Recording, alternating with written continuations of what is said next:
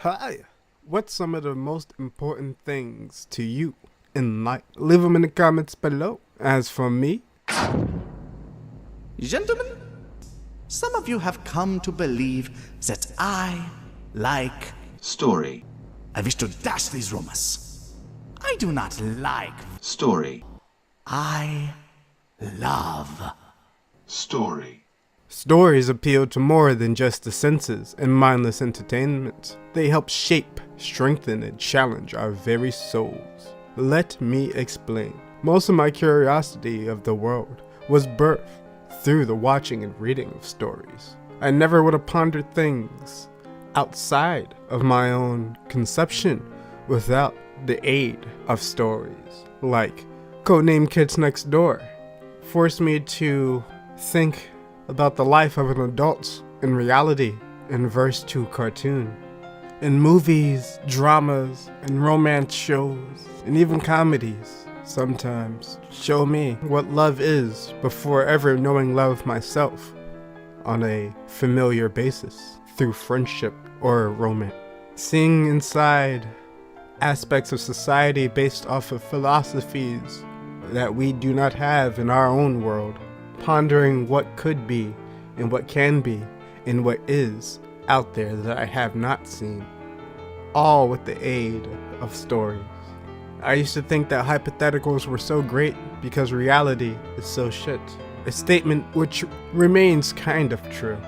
But it is in hypotheticals, in fantasy, in fiction, that we discover a reflection of ourselves, and we could think about our own life and mortality, and that could cause a great change within us.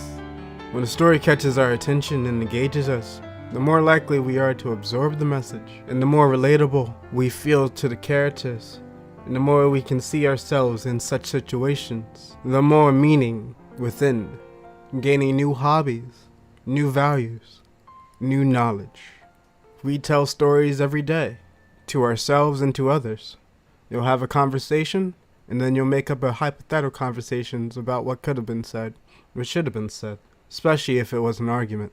That in itself is a story of an event that hasn't happened. Yet, we hold it dear to us, as we build a story of expectations of the future, false stories about the past. We ourselves are stories. At the end of the day, when your time has come, what is an obituary other than the story of your life? Hakuna Matata. Okay. Hiya. This is how I shall start a stream. By playing one of my video essays, perhaps, that I like, in the background while I get ready. Instead of just having a getting ready, are you waiting? Waiting scene, getting ready, yada yada, countdown, because countdowns, maybe I'm not ready when the countdown ends. But if I just put a video of mine on, I could just stop it whenever and interrupt it. But here we are in Monster Hunter. Why are we in Monster Hunter? And why is there still a window on the screen? Because I love this game. I played the first one on PlayStation 2 back in the day when I was a young warthog. I didn't like it. I didn't get past like an hour of it. One long ass cutscene, not cutscenes, what are those? Loading screens, yes. And also, I didn't look at any of the tutorials. My brothers had the game. They're older than I, being the youngest sibling, that is me. But they had already started the play, so I hopped on their gameplay and tried to hop along without knowing anything. And thus, I was not giving the best experience with the first Monster Hunter. That was alleviated in this game.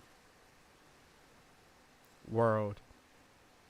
I have yet to play Rise, but I'm going to help my friend get through this game, and then we are going to tackle Rise together as I build this fanfic alongside another game that I didn't quite get into, but I got into the anime and lore very much. Pokemon.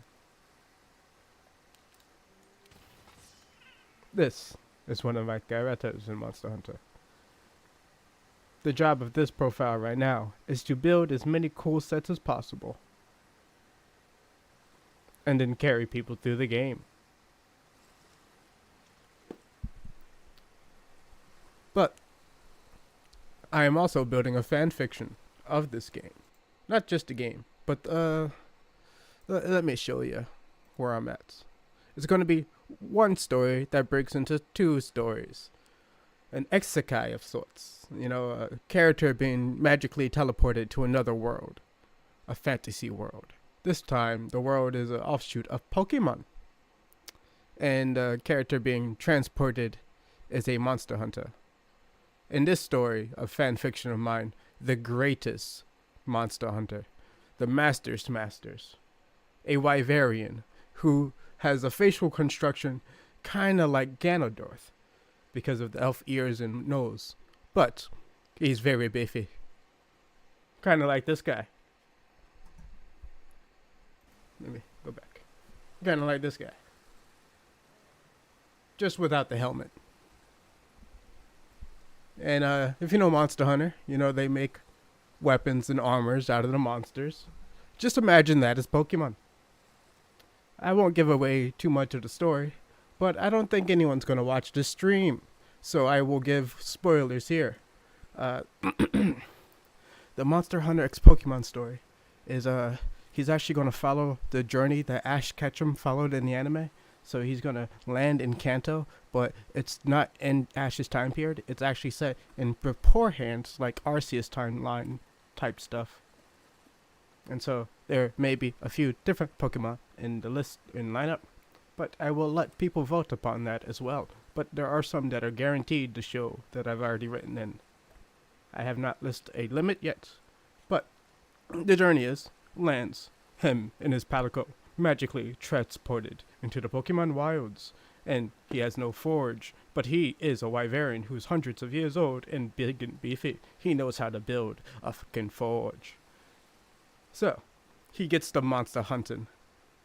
And if you know the insect lore, he finds a Kakuna. A Beedrill becomes his insect, and it becomes quite murderous. Eventually, they make it, and there's a monster hunter loop. There's going to be like a loop in the storyline where he fights the small Pokemons, the bigger Pokemons, then makes it up to the legendaries and mystics, and then boom, something happens, and bam, we're in a new region. I forget the order, Jinto, Sinnoh, whatever, Kanto, all. I have no idea how long this project will take me, probably like 2 years, because I plan on making it a comic and then an animation.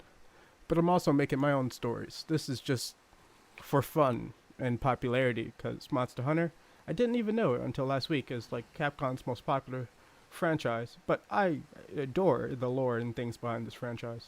So Monster Hunter itself is also getting its own story, and that's what I'm be working on today. Spoilers over. Now, promo for the Monster Hunter story. The 8 Greatest Hunters is what I'm going to call it, because I don't know what else to call it. It's a workshop title. Tagline: 8 hunters, 2 handlers, 14 weapons. No map. And this is just extra fluff. Exploring the Elders Recess, the Elders Crossing, researching new phenomena, and thriving in nature.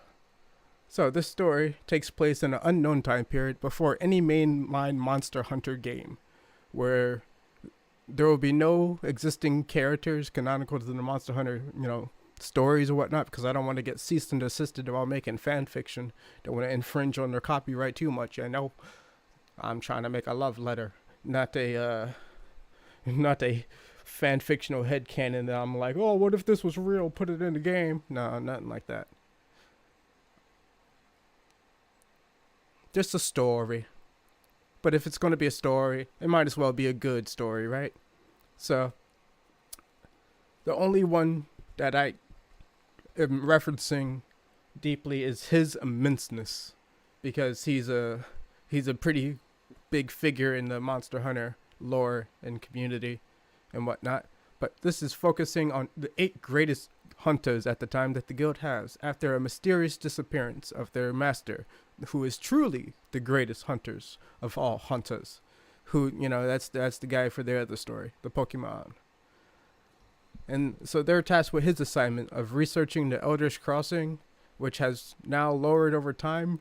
And this game right here that I'm playing, Monster Hunter World, the time frequency is it happens every 10 years, but in this this fan fiction, it happens every 50 years. So it's clearly set in the past. And the characters are named after the weapons that they use. And I looked up which kind of countries used them the most, which weapons originated what and what, and kind of based kind of the names off of that a little bit. We got Gross Zabby, the Great Sworder, Bite Blat Blat, that's not the name, Bite Blat Zia, the Charge Blade Switch Axer. Because there's 14 weapons, I had the 14 characters to manage. That's a bit too much. Had to consolidate that. So we only got the Great Sword, Charge Blade, Switch Axe is combined. Long Sword goes to E. Lunga, which just means long, and I think French. And she's a Wyverian and also the historian of the group. Sword and Shield / Dual Blades, we got Manus Fortis. I think that's Latin. For many hands or hand strong. Or the hand of God, something like that. I did the research like 2 days ago, and I've already forgotten because I just keep making my stories. I've gotten way too many of them. Now I've got to definitely finish some and not make more projects for myself. So I'm focusing very deeply on this one for this month, alongside arts for, animals and creature design, which we'll get to. I'll give you a preview right now of the things that'll come later. This is what I was questioning whether or not I should show on the YouTube, my hoard art gallery of let me zoom in here. Can I even zoom in on these files? No. Oh wait, I gotta do it the different way. Yes, large icons. Yes, my art collection here. A giant hoard of PDF books. And JPEGs as well, like art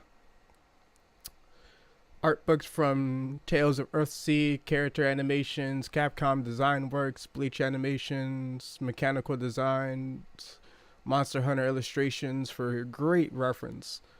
So, all the reference I could possibly need to craft these stories I have. But also a horde of how to draw. So, I've read multiple times now, and multiple different people from multiple different industries and things, that stealing is the essence of art. And to understand that deeply, I have compiled what I would consider enough to put myself through animation and art school. And I'm trying to find the animals specifically. Where are the animals? I'm pretty sure I named this appropriately. Okay, word. I have found the animals.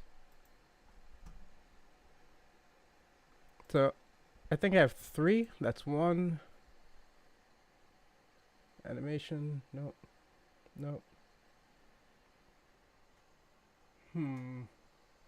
I should definitely have probably just made this bigger.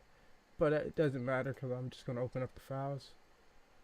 I have here in this file collection around 180 books. About $4,000 worth of stuff, I think.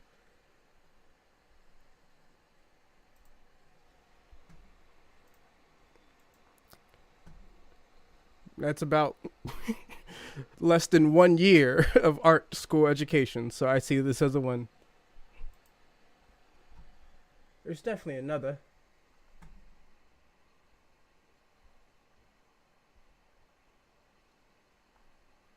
Fantasy landscapes, nope.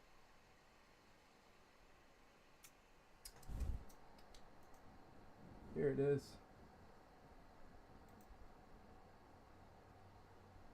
I think. Yeah. Okay. I have found the files for later. I will have them much easier to find on the stream that I do later today when I actually go in depth and talk about drawing animals, because it's taken me some time to compile all these, and so I didn't want to delay the fucking process anymore, because I've already delayed it like 3 times, and then like a whole year as well. So, as you see, a very good book about how to draw animals. It is about 177 pages.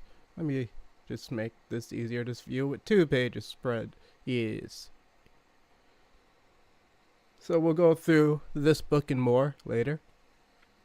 And I'll be building a bunch of character designs and stuff. I've delayed Color Wars so I could work on that in the background a lot more and improve the art and characters or whatever. I think the story I've been working on for like 3 years. The story's tight. But the art,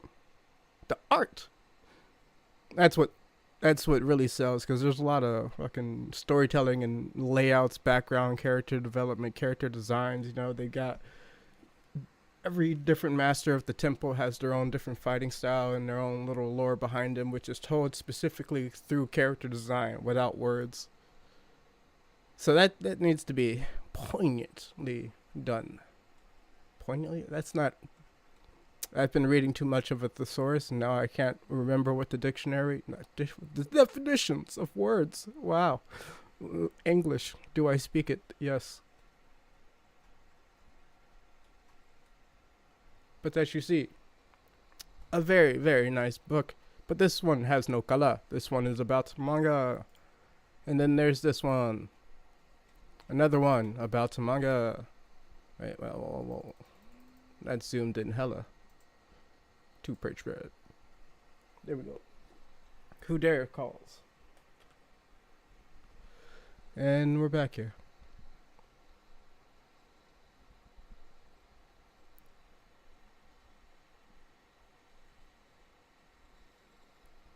Telemarketers. Traveling for spring break. It's spring break? Really? Now? 'Tis the season. The inevitable passage of time. But as you see, very, very in-depth about mammals. Mammals is what we'll be focusing on. Not really fish or reptiles right now for the next couple of days until after Wednesday. Is working on fur and wool and then painting it in what I'm going to claim as the Buddhist style, because on YouTube you kind of need to have your own connotations. You know, you got the choline with the juicies and whatever. Then you got the other ones with the most powerful art style. But then you got the industry professionals that really don't have to go or flex. They've been in the game too long. But I'm the new head, so I've got to have some signature, something to stand out from the rest. So I will claim to have the Buddhist style. The Buddhist. As an amalgamation of all the shit I will practice over the next couple of months, building this 15-week course. By the end of the month, hopefully, I'll be on Skillshare as a teacher to start the things I've done in this month. But, enough of these. Now to the last book I shall show. These are just previews. I will go a lot more in depth with drawing on alongside this and more, because there's more than just art books. We're going to learn the nature of the animals. We're going to explore my favorite YouTubers that talk about animals later, like True Facts and Tier Zoo, Casually Geographic, and Animal Logic. True Facts is not the channel's name. What is it? C. Frank. I think there's a number. C. Frank 1. Yeah. I'd say best animal channel around. I'm also making my own animal channel. But, as you see, I'm going to be making more than just animals. As this man has done here with the female rhino dino dragon. I don't know why I tried to read that so fast. So that's enough. That. And here's some of the creature designs I've already made, I guess.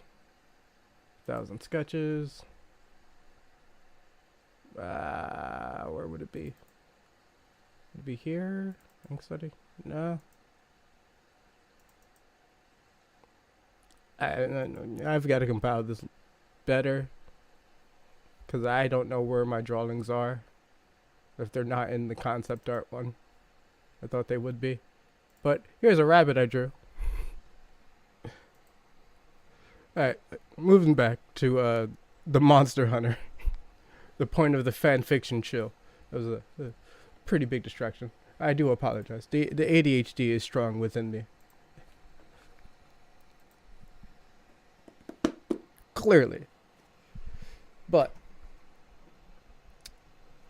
focus is necessary for this task at hand. Back to the characters, because I only went through like 4 of them before getting off track. Where was I? Manus Fortis, yes, the ambidextrous. This isn't really the good list right here. This is the good list right here. Yeah, but this is where the names are bold when I was coming up with them. Manus Fortis, I think that's Latin, maybe, for many hands or hand strong, something like that. He has sword and shield and dual blades, and brags that he's ambidextrous, so his name is Manus Fortis the Ambidextrous. He's one of the most skilled of the group. There's the blade masters, there's the tanks, then there's like the great supporters, or what did I call them? Supreme supporters. I gotta come up with a better name than that. They have weapons. They're not just there making a jump on the background like cheerleaders, like, hey, you guys got this. Woo! Better names will be made for that group. But back to the names in general. Gun Lance and Lance, that's combined into one person. His name is Wesson Smith instead of Smith and Wesson, of course. That's the clear lineations, because Big Gun Lance goes shooty shooty blam blam real good. So Smith and Wesson Smith, the Smith. Yes. That is his title, actually. The Smith. Wesson Smith and the Smith of the Smiths. Fucking, I don't know. I got carried away with like lineages, because I was like, people in the Monster Hunter thing, they probably have, like, if someone in your family is like this S tier hunter has like claim, they probably pass down their things or names and titles are like kind of important or something like that in lore. So I got Wesson Smith and the Smith of the Smiths as a result of that. And Martu, the hammer hunting horn. To also give this a little bit more flair, I've given the combination of weapons an experimental design of weapons where it's a hammer but also a hunting horn at the same time, you know? Like, they got a similar kind of shape. You know, you could make an acoustic hammer. And Martu is just French, I believe, for hammer. So his name is Hammer. What is the title? Martu the Tenderizer, yes.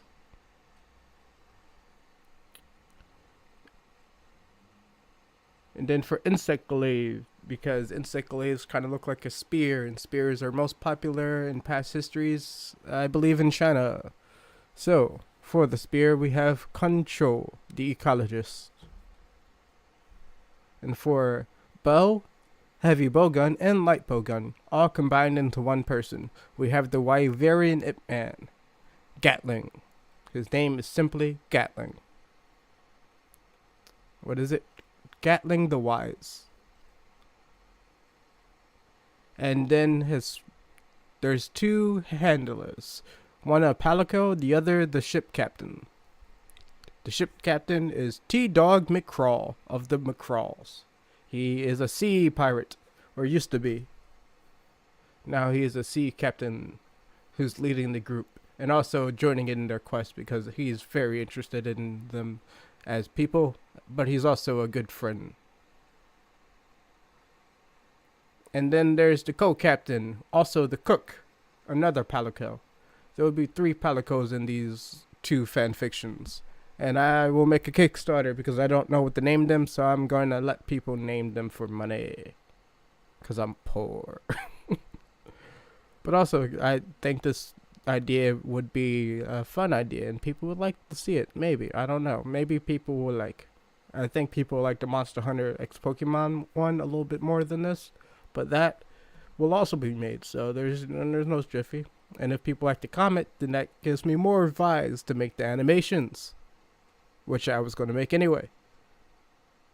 So, moving to the more titles. Girls to Sabe the Great Sorter will have a Romanian Brigade style. Ilunga the Laden will have a Guillaume style. I've written down all their styles, but without actual photo reference next to it, it doesn't really make a lot of sense to see the Roman Principes or Gomia, or I mean, I guess you could imagine what a French tunic looks like, but not on a Monster Hunter kind of character. And steampunk is like, what? How do you define just a steampunk? There's many things that involve steampunk. And Hanfu, who knows what a Hanfu is? But a Pyroco, everyone knows what a Pyroco. So I won't go into the character designs too much here. And besides, that's why I have the game. Now, I shall play the game. I've been streaming for like 20 minutes and I haven't even started the game. I'm just chilling with this character on the ledge. Enough getting distracted and talking about the story. More getting distracted and talking about the story. Monster Hunter X Pokemon, the greatest hunter, hunts in a new land.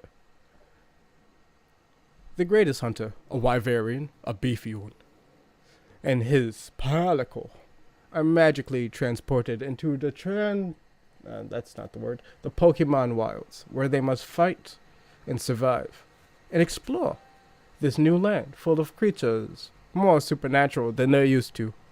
And that's it. That's all the tag I got. Back to the gaming. Now, I shall watch, lore, and play Monster Hunter to get an idea of where and what I want. Because for these 8 characters, they will be extremely fleshed out. I mean, where they come from, their interactions will be wholesome, and what they say will be relevant to people who know the lore, but will also not be relevant to characters within said lore, as to not obstruct myself by being subject to cease and desistment. Hopefully. But, let's begin watching.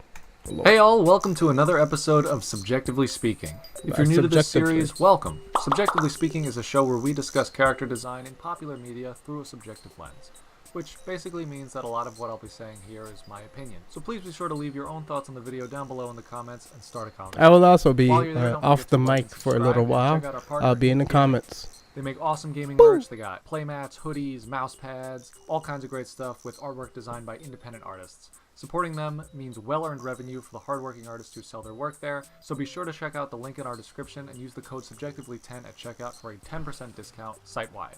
Alright guys, I'm pretty pumped about today's video, so let's just dive in. Let's talk about monsters.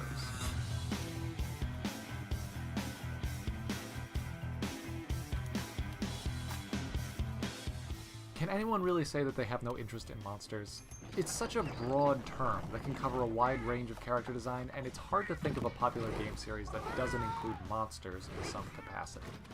Stories for centuries have used monsters as storytelling devices, and influence from ancient mythos has helped the creators of today dream up a myriad of iconic creatures that all serve important roles in the stories that they star in. What is it about monsters that fascinates us? For some people, it's the limitless power to create or destroy. For others, the sheer mystery and desire to learn more is what attracts them to such creatures of fantasy. In fact, my definition of a monster is something you want to know more about. And in many cases, monsters serve as a plot device to progress a character throughout the story in their quest to learn more about them. We've talked about monsters on this channel before. Some of the most iconic characters in today's storytelling can be described as monsters. Pikachu, Blue Eyes, Godzilla. In their worlds, these monsters all play very different roles. Sometimes as allies, other times as enemies, and in the case of the kaiju movie genre, an uncontrollable force of nature that laughs in the face of mankind's hubris. And to fit the roles that each of these monsters play in their respective worlds, they're all designed a little bit differently. That's kind of the beauty of a beast for a character designer. They can look any way a creator wants in order to fit and/or set the tone of the story that they exist in. Sometimes they're cute, simplified, and generally appealing. Other times they can be designed with the intention to horrify an audience with intricate details that strike fear in our subconscious mind. And sometimes, a creator chooses to use what they know about our world and the beasts we share our planet with to create monsters with believable and realistic designs.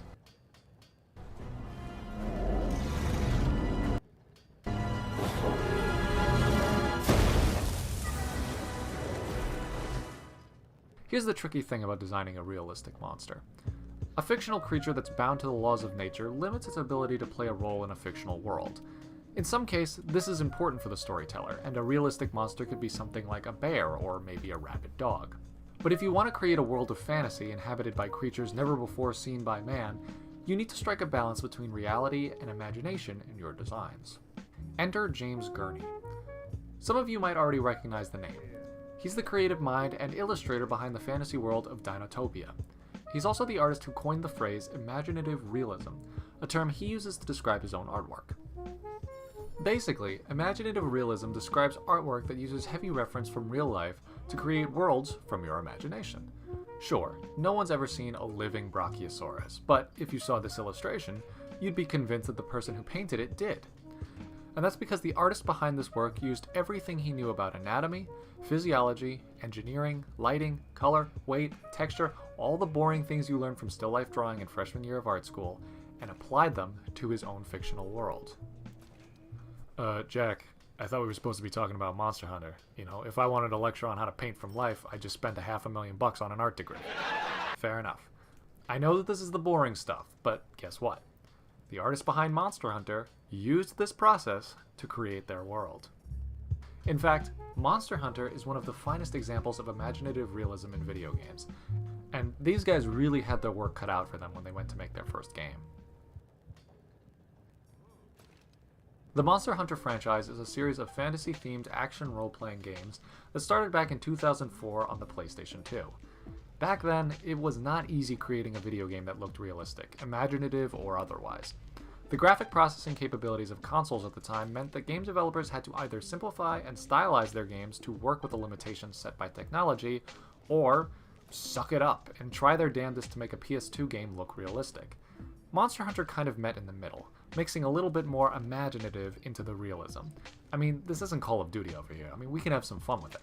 But over the years, technology improved and the game developers had much more to work with, and by the time of their most current game's release about 2 years ago, the Monster Hunter team could finally put their imaginative realism to work, building the beautiful, captivating, and terrifying Monster Hunter world. Where can we see imaginative realism in Monster Hunter World? Well, pretty much everywhere. In their environments. Each area is thoroughly researched and references real-life ecology, botany, and zoology to fill in every nook and cranny of the map. This creates an airtight suspension of belief that elevates a player's experience and deepens their immersion in the world. In the character design, the humans that exist in this world are obviously heavily referenced from life, but are imbued with that subtle anime influence that separates you from reality just enough that seeing this guy's hair isn't really as crazy as seeing this thing. And in the design of the armor, weapons, and technology of the world. Using historical and cultural influences when creating things like armor opens up hundreds of doors for design potential, and when you combine that with your established fantasy elements, you can create all kinds of cool and unique things. But what are we here for? I mean, this isn't Armor Hunter, is it? No, damn it, this is Monster Hunter. Let's talk about monsters. You'd hope that a game focused around monsters would have some incredible designs, and Monster Hunter does not disappoint. Some people say quality over quantity, and Monster Hunter says, is it too much to ask for both? Each game is packed with dozens of unique and compelling creatures, all of which have a level of thought put into their design that really set a standard for subsequent designs in the genre. The designs of the monsters in this game don't just look cool. They do what every good video game character design should do: convey to a player their role in the game, their attacks, abilities, behavior, and so on. Flaming red manticore? Yeah, bring a cool drink. Hey, that monster looks like a giant snake. Oh, it attacks like one too. Check out the armor on this guy. I wonder if my attacks will just bounce right up. Oh, yep, yeah, they do. There are easy ways to convey things like this to a player, but Monster Hunter isn't lazy. It wasn't enough for them to just say, I want a T-Rex with a sword tail. I mean, they did that too, and it was awesome, but they also explored hundreds of concepts and designs to create the monsters that we know today. And they did it all with hard work, research, and a lot of imaginative realism. Let's talk specifics. The Zinogre, one of my favorite monsters in the series. Here's an example of a monster that's a little bit more on the simple side in terms of translating reality into fantasy. Think from the point of view of the character designer. We'll start with a concept. Say we got a description from the dev of a monster that charges and pounces and summons and generates bolts of electricity to attack the player. Now, there are infinite options for design with a concept like this, but when thinking of charging and pouncing, the first thought for most people would be a predator like a wolf or a large cat. The designer might also have tied in the lightning aspect with a concept for a wolf, imagining a massive beast whose howls roared like thunder and commanded the heavens themselves. Applying these visual motifs to a design means that the artist needed to understand inside and out the anatomy of a wolf. Not to make the monster that was simply a wolf with electricity powers, but a monster that implied the same behavior and physical capabilities of a wolf times 50. If you understand how wolf muscles look and function, you can exaggerate them in a way that fits your design purposes. This goes for things like texture too. Wolves don't have scales, but if you know how scales work on different animals, you can apply these textures to any surface and have it look believable. And don't forget, when it comes to things like scales, you can't just think lizards. Crocodiles, snakes, fish, even birds, they all have scales, and every species has different scales that serve different purposes.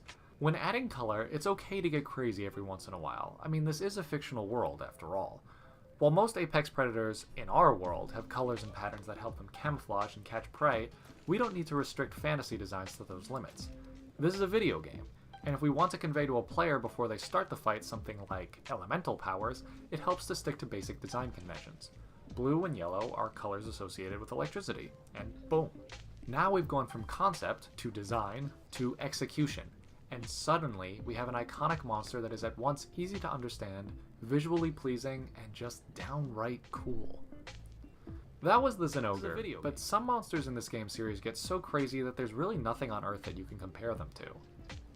Or is there?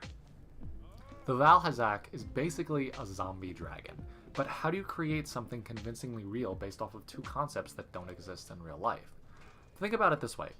Dragons in general are kind of an open-ended subject of design, and are usually a mix of many different features borrowed from real life. Valhazak has the head of a viperfish, a secondary jaw like an eel, twisted talons that reference both birds and lizards, wings like a bat, and the body and limbs of a predatory quadrupedal mammal like a canine.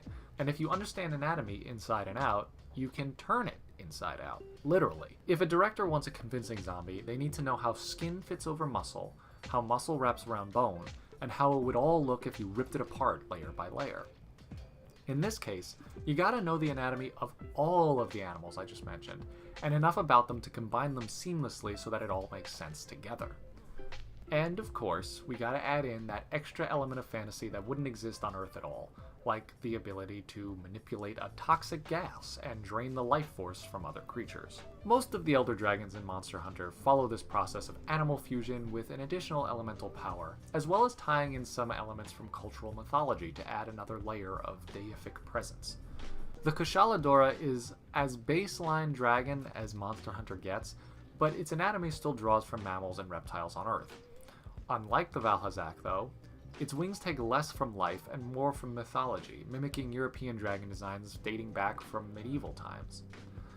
The Zora Magdaros is pretty obviously a giant volcano turtle, but it's inspired by the Japanese kaiju movie genre, with a structure that resembles a human in an oversized costume. Makes sense, considering it's one of the biggest monsters in the franchise. And one of the newest monsters, the Namielle, also one of my new favorites in the series. In addition to that trademark mammalian-reptile hybrid body, the Namielle has physical features inspired by sea creatures like rays, sea turtles, and bioluminescent squids and jellies. I mean, look at this thing. How has this not been used in more fictional creature designs? It's basically a Pokemon. You see, a solid knowledge of our world and the awesome things that live here gives way to unique design options that are not only freaking awesome, but fresh and new. We can't glaze over the element of paleo art and its significance in the Monster Hunter series. Let's face it, dinosaurs are awesome, and you don't really need to add much to make this any cooler than it already is. But while we're creating some badass beasties, why not put a sword on a T-Rex tail? Newer monsters like the Anjanath and the Kulu Yaku try a little bit harder to create monsters that actually look like what paleontologists assume dinosaurs would look like. But, I mean, this is Monster Hunter. It's not enough to have a dinosaur that doesn't breathe fire. Dinosaurs are obviously harder to reference than living animals, and in fact, paleo artists use imaginative realism to create the interpretations of animals that we're familiar with today. James Gurney uses this as his main expression of imaginative realism, using what he knows about our world to inform what might have been millions of years ago. By the way, imaginative realism is not the pinnacle style of art direction, and it's not what every artist should aspire to create. I've said it before, but if every character design looked like it was from League of Legends, the world would be a really boring place. But even in the broad spectrum of realistic design, Monster Hunter stands out and appeals to artists and non-artists alike. It strikes that perfect balance between brilliant fantasy design and convincing realism that's both immersive and compelling. If you haven't played any of these games, I highly recommend giving at least one of them a shot. I know the actual mechanics and playstyle of the game has a bit of a learning curve, but it's worth it just getting a taste of this beautifully crafted world. I suck at it, but I still enjoy the hell out of it. It's fun playing dress up and meeting awesome monsters. And I bet that even if you don't like drawing in this style, this game is going to be the one that makes you want to try. Thank you guys so much for watching. I hope you enjoyed this video. If you did, please throw me that little thumbs up and subscribe for more. We got the final design for Celeste going up in a video this Sunday, as well as the prompt for the next character I'll be designing, so look forward to that. Thanks again, guys, and I will see you in the next video.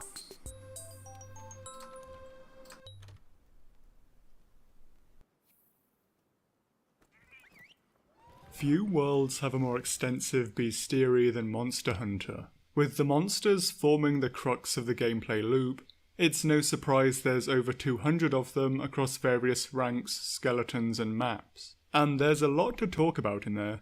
Trends in monster design, what makes a good monster, limitations in the medium of video games, and how the natural world can be used in creature design. So let's dive in for a broad look at the designs in Monster Hunter. To begin, let's first establish some terms and groundwork. What sort of other fictitious beasts do they compare to, and what sort of universe is the one of Monster Hunter? Monster Hunter's monsters aren't actually real monsters per se. They're really just fictitious animals. This puts them in the same category as things like Geiger's Xenomorph, or Pandora's wildlife. They age with time, starve if they don't acquire nutrients, they rot if they're killed, and they multiply via biological reproduction. Because it's actually worth noting, Monster Hunter isn't a fantasy game. With large weapons, dragons, and a roughly medieval setting, it often borrows elements from the genre. But it has no true elements of fantasy. There is no form of magic or spellcraft, afterlife or undead beings. There's no prophecies or chosen ones to fulfill them. Just being medieval in theme doesn't make it a fantasy any more than it makes Age of Empires a fantasy. And having monsters isn't enough either, because as said, the monsters are just animals. They may be able to do things animals in our world can't, but this isn't the sole definition. In Fallout, animals become superpowered monsters when they're irradiated. In real life, they become dead. This doesn't make Fallout a fantasy either. If the cause isn't magic, then arguably this makes Monster Hunter a medieval sci-fi over fantasy. Explanations for monsters have much more in common with science fiction than fantasy as well. Valhazak, the soul-sucking death dragon, is explained by its relationship with bacteria in the environment, rather than it possessing its victims. When given a pretty clear option to go for a fantasy explanation, the Monster Hunter team instead tries to go for a pseudo-scientific one, no matter how ridiculous the process. On this note, one thing when talking about creature design is this image. Why bother making them realistic? But that's why we just established what type of monster the rosters are. They aren't comparable to Greek myth because they aren't fulfilling the same purpose in their world. Monsters may have roles in the narrative, but ideally they should be compared to extant or extinct animals over other fictitious beings. They aren't allegorical beings born of the hubris or wrath of gods. They're implied to have their own evolution and extinct relatives. One popular rebuttal when anyone tries to claim a monster is poorly designed or badly suited to the world is claiming that Monster Hunter is and always has been any combination of ultra-realistic, filled with garish anime motifs, and having ridiculous physics. Even World, considered by many to be the most realistic Monster Hunter, has something like Zora Magdaros. Obviously, Zora couldn't exist, so therefore how can anyone complain about the likes of, say, Valstrax or Magna Marlowe? And this brings up realistic versus grounded. Monster Hunter is not hyper-realistic like Red Dead Redemption, or any game that takes place fully in our own world, nor does it try to be as such in its own world. Even from the first games, many volant animals had insufficient wingspans and body designs for flight. A lot of giant animals are certainly too fast. Burrowing ones certainly couldn't dig at that speed. There's a lot that couldn't happen. But it was still grounded. Grounded here is a loose term, meaning something that takes aspects from our reality to better convince us that it itself is real. It's still fake and fictitious, but it feels more like something that could actually happen. And Zora is still an example of this. Zora could never exist for a million different reasons, but he's still grounded. Compare Zora's movement to, say, Godzilla vs. Kong. Unlike the leaping, fighting Kaiju backflipping over each other, and using martial arts moves, Zora moves immensely slowly, 1 foot at a time. It can't run, jump, or do anything athletic. Exactly as we expect giant animals to move, and if animals as big as Zora could exist, how they'd move. Similarly, large armoured wyverns like Gravios can't fly despite having wings. Ones that can fly, like Basiljuice, have uniquely sized and shaped ones to allow for flight at their size. They have undergone morphological specialization to allow for this. They clearly have an evolutionary history resulting in different designs, resulting in different movements. They're both wyverns of similar length and rank, but with significant differences. Can be honest, I'm not very good with the weapon I chose. I mainly played Chartblade, and I have not played this game in quite some time. Well, not quite some time, just not as much. Well, let's see how this goes.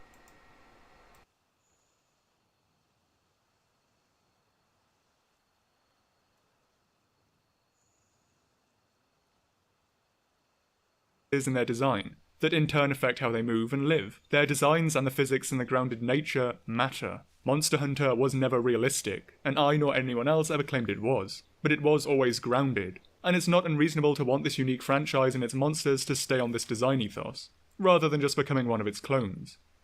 So what makes for a good monster design on the surface? There's a quote I like from Guillermo del Toro on monsters, and it's that they should tell you as much as they can about themselves from their appearance.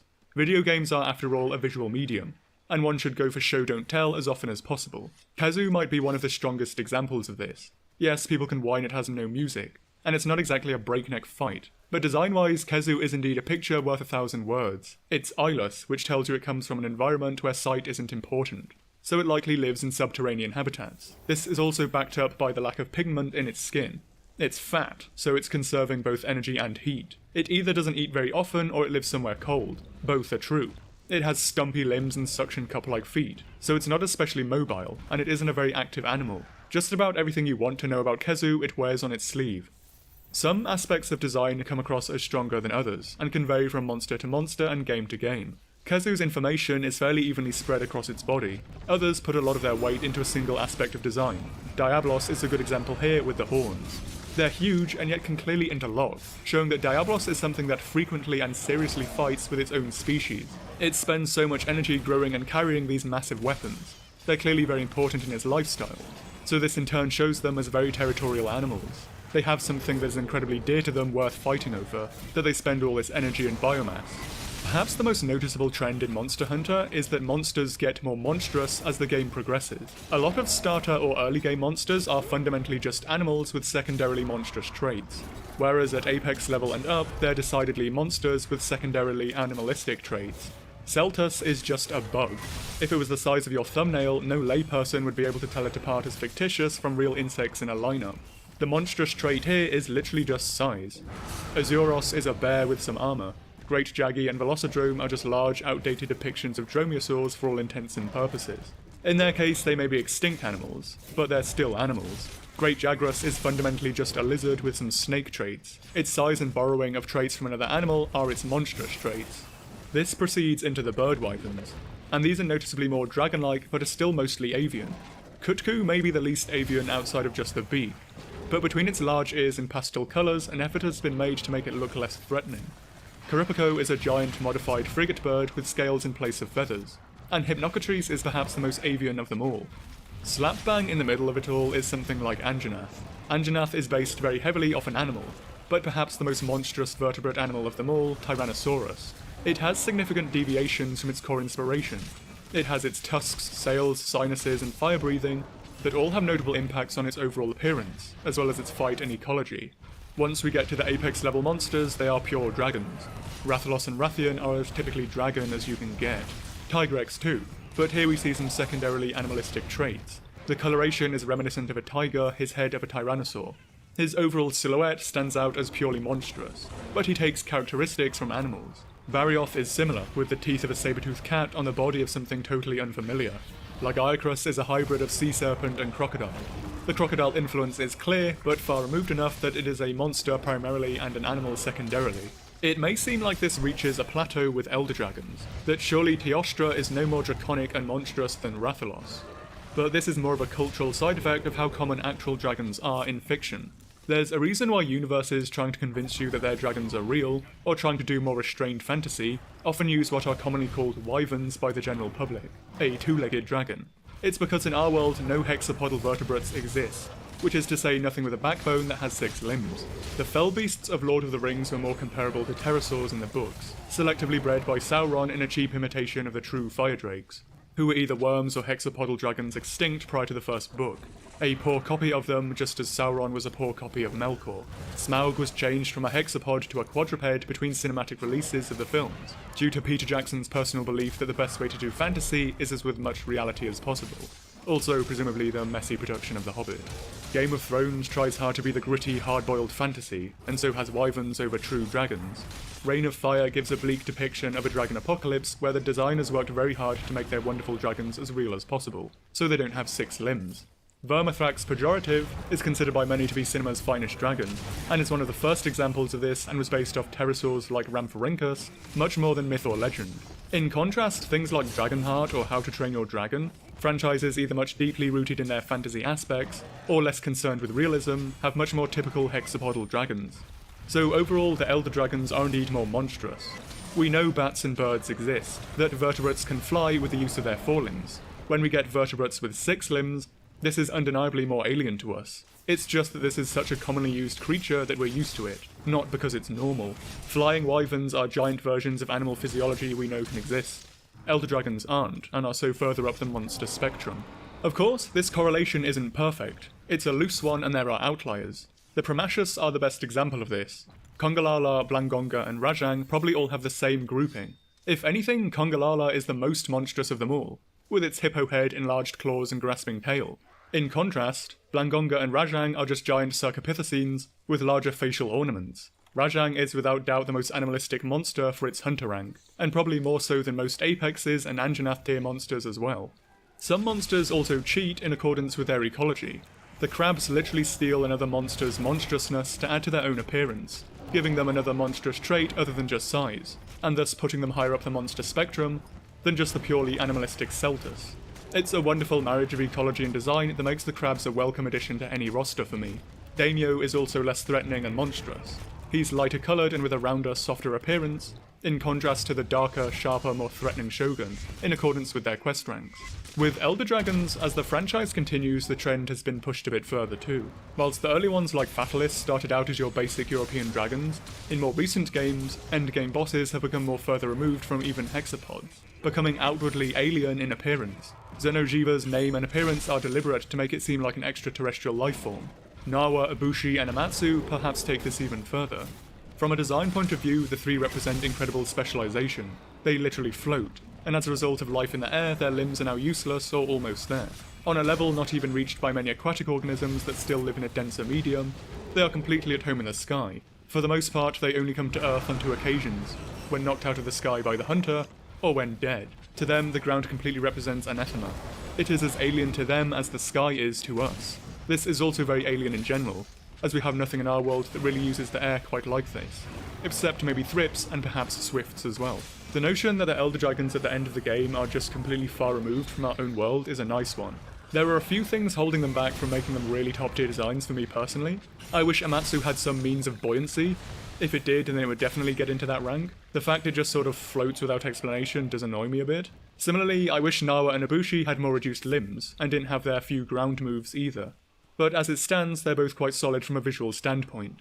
Overall, I do think Nawa and Ibushi are quite nice designs. I think it's such a shame that their game in the series and role in Rise overall is completely ruined by the worst writing in any Monster Hunter game, and by one of the dumbest plot points ever. It really turned what may have been some of my favourite endgame bosses, and some of my favourite elders, into something I just wish had never happened. There's no one to steal your crown just yet, Akantor.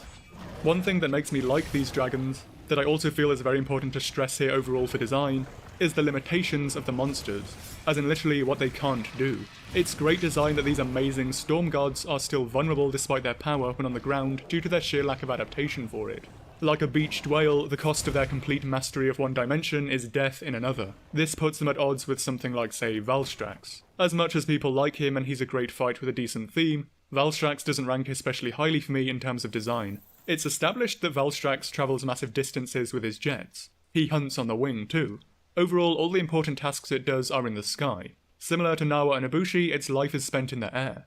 And yet Valstrax has these giant robust limbs, a clubbed tail and huge spikes to create drag and add more weight. It's tempting to say that the limbs support the body, but why does it need support? What does Valstrax do on the ground other than just fight the hunter? If it comes down to rest, it doesn't need them. It's just resting. Yet is designed to make its own existence much more difficult.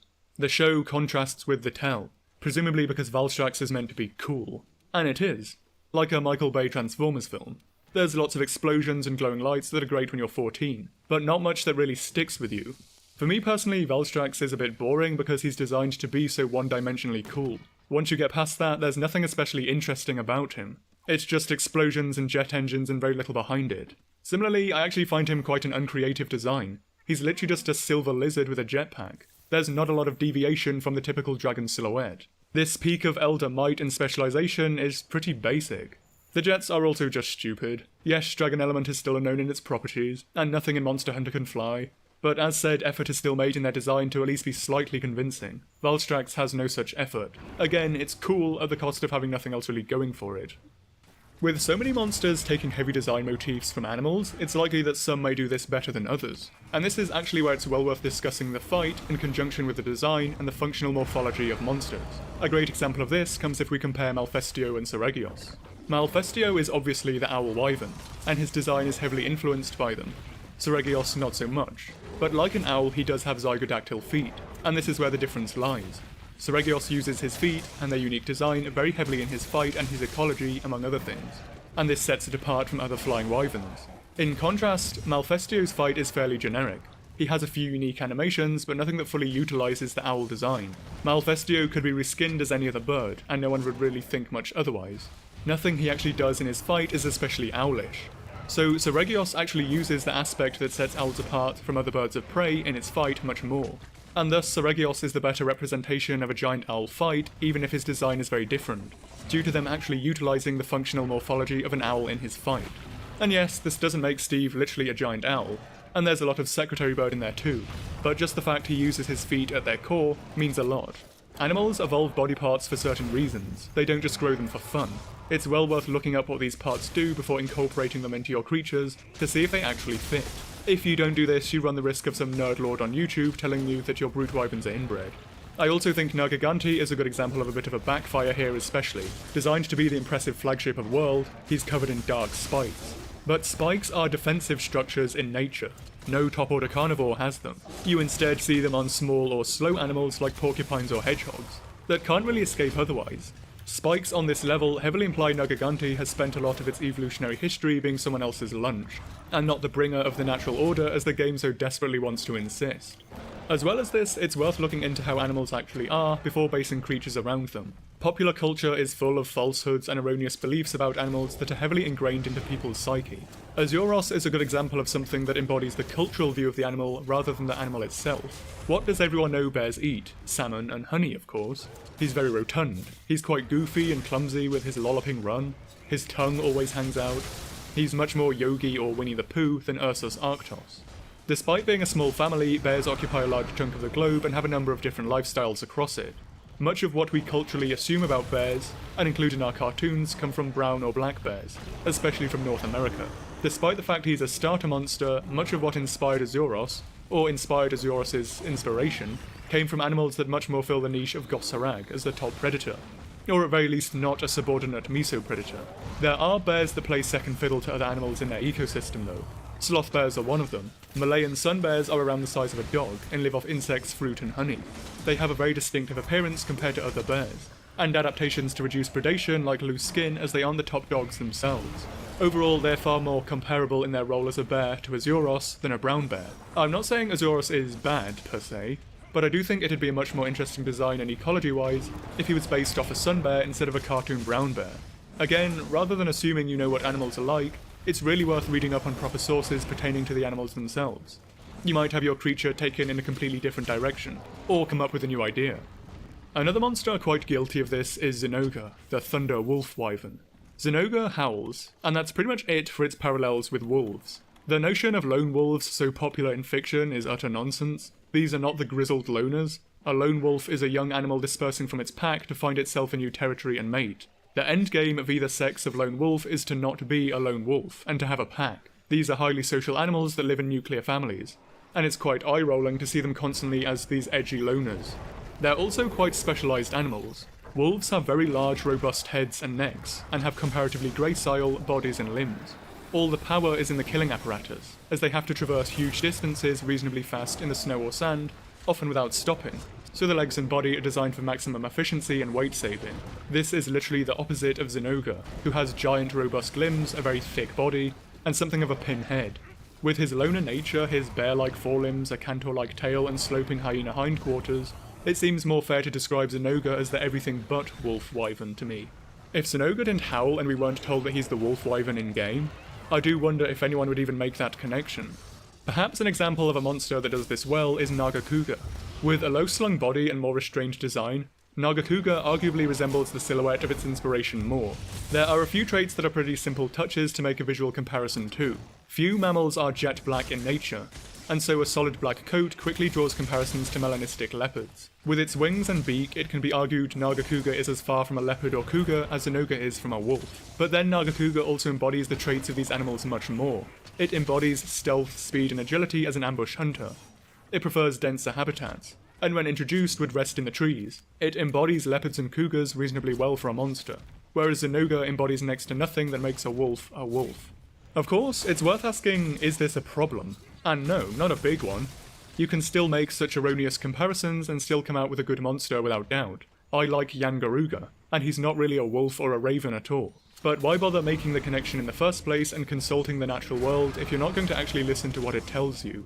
And of course, not everything has to be based on the natural world. Gravios, I think, is a good example of a monster that doesn't take any major cues from animals, yet still comes across as a decent design.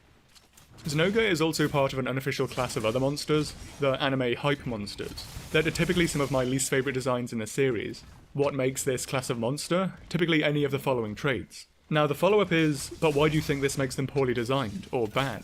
And this is due to the standard already set by the series. Monster Hunter was always different, and really took its monsters seriously from the first game. Kutku was given giant ears like a fennec fox as it foraged in a similar way. It listened to things moving beneath the ground to find and eat them, and it had a shovel-like bill to retrieve them from the leaf litter. Kezu has no eyes as it doesn't need them. I'm not and sure clammy what's going skin as on it here. lives in dank places. I think he forgot I was here.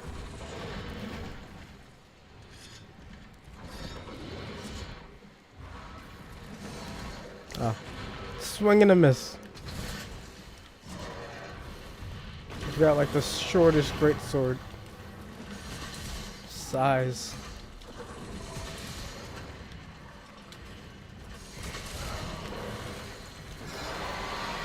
You gonna get me hit, bird? Well, back to the video.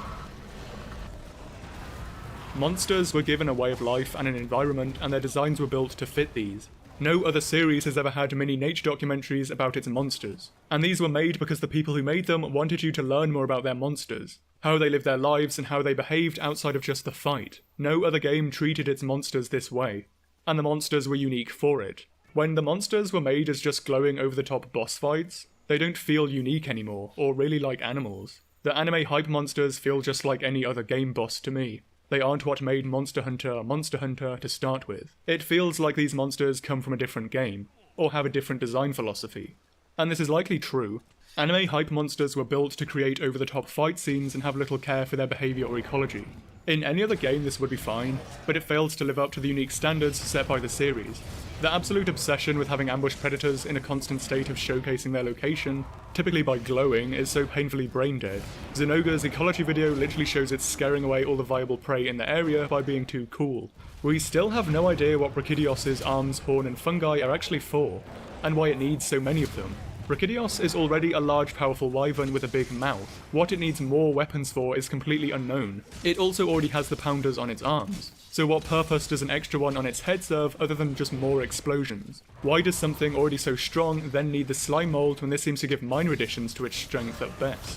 What's more, why is Brachydios' back specified as so well armoured to protect it from explosions when these will come from in front of it? Why don't the chest, face and underbelly have the proper protection here? There really doesn't seem to be much thought put in outside of purely just the fight. The fight is great, the theme as well, and Brachydios has very nice gear, but everything about it is just the meme of punching and explosions. In a series that regularly goes out of its way to have lore explaining the way these monsters are, there just doesn't seem to be any explanation for the flashy nonsense. Perhaps the nadir of these tropes comes in the form of Magnamalo, the walking deviantart OC. It's almost hard to begin with something so terrible. Why does an animal already with telescopic crinkle-cut chips, saber teeth and claws also need antlers and a spiked tail, and hellfire, as it walks around constantly broadcasting its own presence both visually and auditorily to every living thing in the area? How does this thing even hunt? Its prey turns round to face it, preferring a hero's death, knowing that this purple fire will steal its final breath. Oh, well that clears it up then. Magnamalo is specialised in hunting animals that literally want to die. I really do consider Magnamalo something of a failure. If you create something so awfully designed that it requires other animals to literally be suicidal for its own continued existence, then yes, you have indeed failed at creating a good monster. You may well be thinking that I hate fun monsters, things that glow and are noisy and so on and so forth, but actually I'm not. I chiefly hate when these traits are given to predators. The key thing a lot of these traits have is that they're both flashy and expensive for the body to both make and maintain. This is anathema to being a predator, where concealment and energy conservation are key. You don't have the luxury of being able to graze or browse. Your food puts up a fight or it can run away. You cannot bungle your hunts constantly because you're constantly glowing or exploding. Nor can you afford to lug around 400 kilograms of antlers and spikes that don't kill prey any better than the pre-existing teeth and claws. So can other monsters that aren't predators have these things? Absolutely. Because in the natural world, a lot of these things would actually make more sense in herbivores, especially male ones. One study of eland goes into this very nicely. 7 physical features of its appearance correspond to 3 core aspects of fighting ability. The loud clicking sound eland make when walking is louder in larger bulls, size being a key trait of any fight. The size of the dewlap indicates the age and experience of the male, and the assorted colours of the body and the hairbrush indicate the concentrations of androgens, male hormones in the body, and so the aggression of the bull. These are costly decisions. Eland bulls are large enough to be immune to predation from a lot of smaller carnivores, but they're not invulnerable, and the knee clicks loudly advertise their presence to predators as well as other bulls. Greater size also requires more food to maintain. In short, herbivores can afford to be flashy and expensive and garish. They can have giant dewlaps and swinging antlers. In something like Monster Hunter, this can easily become something like fluorescence or constant substance production. As a bit of a caveat here, it's also worth noting giant herbivores as colourful isn't all that unreasonable. It's something of an ascended paleoart meme that giant animals are drab, because much old dinosaur reconstructions were based off elephants, and other mammalian megaherbivores. But mammals very rarely use colour in communication. Many mammals are in fact colourblind, and have comparatively poor vision due to ancient adaptations for nocturnal life. Even us. We use muscular movements of the face and body to visually convey information. Reptiles and birds without such ocular adaptations can be garish visual billboards, and it's not unreasonable to assume herbivorous dinosaurs were similarly colourful, instead of being drab pachyderm grey. So really, Gammoth and Monoblos should swap colour palettes. But overall I'm not too bothered about this.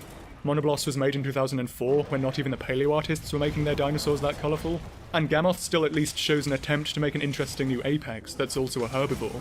There's still time for Monoblos to be jazzed up, and Gammoth to be dressed down a bit, if and when they return though. Herbivores also have a lot of adaptations for fighting, and it may be worth specifying fighting from killing. Predators do not mess around. They want their food dead as quickly as possible. The longer your prey spends alive and kicking is time that it's literally kicking.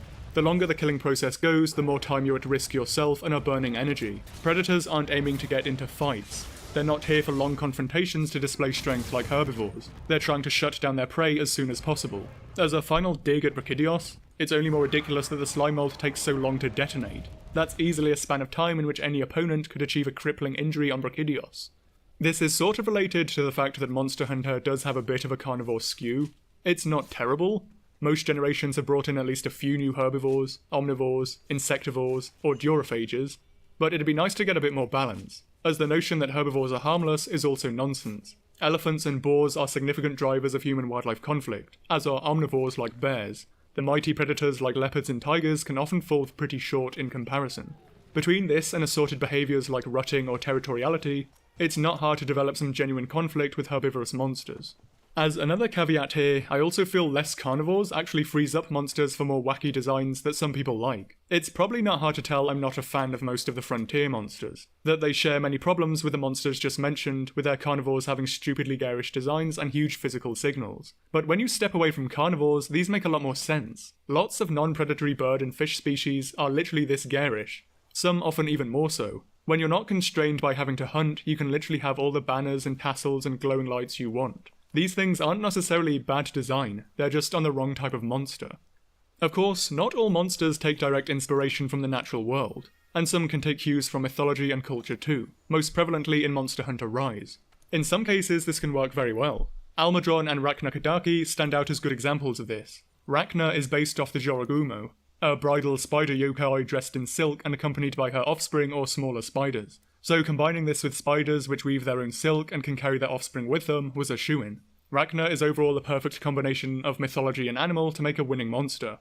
Almadron is based off the Dorotabo, who is effectively a grumpy old swamp hermit, thus making it a leviathan was a natural choice. And the catfish-like whiskers that also double as something of a beard, simultaneously compare to the natural world whilst giving the impression of age.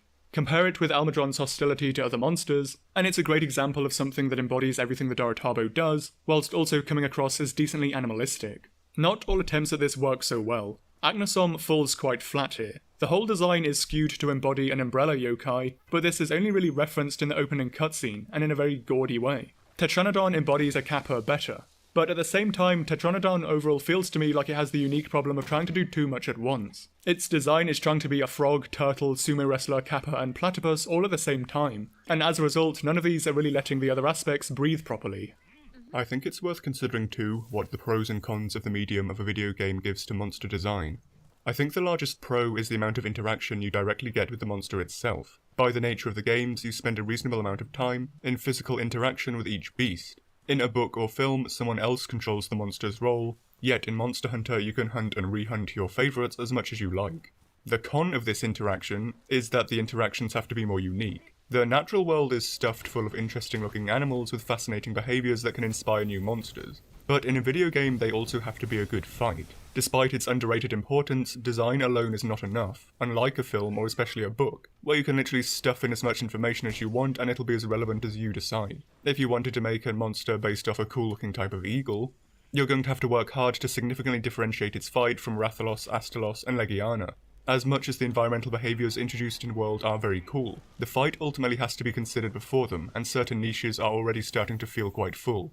Again, this is another reason for more diverse monsters over just more predators. I also feel video games can somewhat limit the role of social monsters too. In our own world, social animals can use numbers to achieve things and competitive roles they wouldn't if they were alone. A wolf is no match for a bear, but a pack is. In contrast, social animals in video games have to be kept at a certain level of weakness so they don't become overpowered against the player, let alone against other monsters. It does seem like a pair is the maximum one can get before things get too clustered in gameplay. On a related point that isn't necessarily design, I also feel the nature of video games somewhat limits storytelling and how the monsters can be used in it. The challenge in video games must always be going up, or at least have moments of plateau. You can't really regress in difficulty, so monsters have to continually escalate in the challenge they provide. As well as limiting story options in fully utilising the natural world, it makes less powerful monsters more redundant as the story progresses. Thus the role of such individuals becomes limited. Not great if you want anything under Apex to actually fulfill a notable position in the story. A final point to consider is the environments monsters find themselves in. This can often be a forgotten point, when it's perhaps one of the most important to consider. Monsters are often designed for specific environments, and an increasing issue for me at least is the size of the ranges some monsters have, when it feels like they were designed for certain habitats. This is more prevalent in some games than others. I think Tri and World especially did a great job in comboing its monsters and maps. One thing I really do feel about the Sandy Plains is that it was really meant to be a savanna first, and Great Jaggi, Karupiko and Baroth were meant as savanna animals, who would later get retconned into more general ones so they could keep reappearing. Well, 2 of them would. The sandy desert zones feel like they were mainly just there so they could include Diablos, but Tri also had its issues of just completely replacing monsters. Tigrex with Barioth, the Dromes with Greats, Kezu with Giganox, and so on. Views on who is better is mixed, but that's not the point here. This doesn't feel like a especially good design practice to just introduce a new monster that completely replaces an old one. In this regard, I feel World did a lot better. It had clear and canonical reasons why old monsters couldn't reappear, as it was a whole new continent, giving carte blanche to create a whole new roster that didn't necessarily threaten the old one. On top of this, it made completely new environments, like the Coral Highlands and Rotten Vale. No one can say monsters here are ripping off or replacing anyone else, as it's the first time we've had such biomes. I think a concurrent issue for me is that the series comes dangerously close to just reusing the same map types. Each game seems to have the nice map, the Fertile Crescent where the temperature is pleasant and it's reasonably arable all year round. Then the jungle, desert, volcano and snow maps with a free space for the Ultimate Edition map or a swamp if you're lucky. The rosters for these environments are now pretty full, and whilst I like seeing them and how the old monsters in them improve, the more they're reused and new monsters are stuffed into them, the more crowded they become, and it's more likely old monsters are to get forgotten, or new ones be one-game flashes in the pan.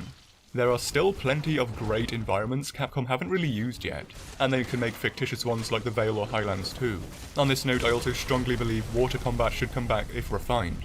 This allows us to literally explore whole new dimensions and worlds in Monster Hunter, and the whole host of monsters that would come with it. If we want to keep exploring and building this world and its lore and ecology, I don't think water combat is something we can really afford to not bring back, as well as the fantastic potential open maps like World could have, including both water and land environments. But it was only really World that broke this with its 2 new zones, and I also feel it had the perfect blend of old and new. 2 maps of completely new, 1 of almost entirely old, and 2 of varying levels of old and new. Then along came Iceborne, and one thing that definitely bothered me was just slapping monsters where it felt like they didn't belong. After the very tailor-made experience that was World, this just felt pretty thoughtless. Rise only made this worse by dumping half the new world into the old world too. The trend of giving some monsters the ability to live anywhere that began in 4th gen, possibly as a result of some of its very vague maps, feels like it cheapens them more than it builds them up. It results in more copied and pasted turf wars, and less unique environmental behaviours. It feels like a less bespoke monster with less effort behind it.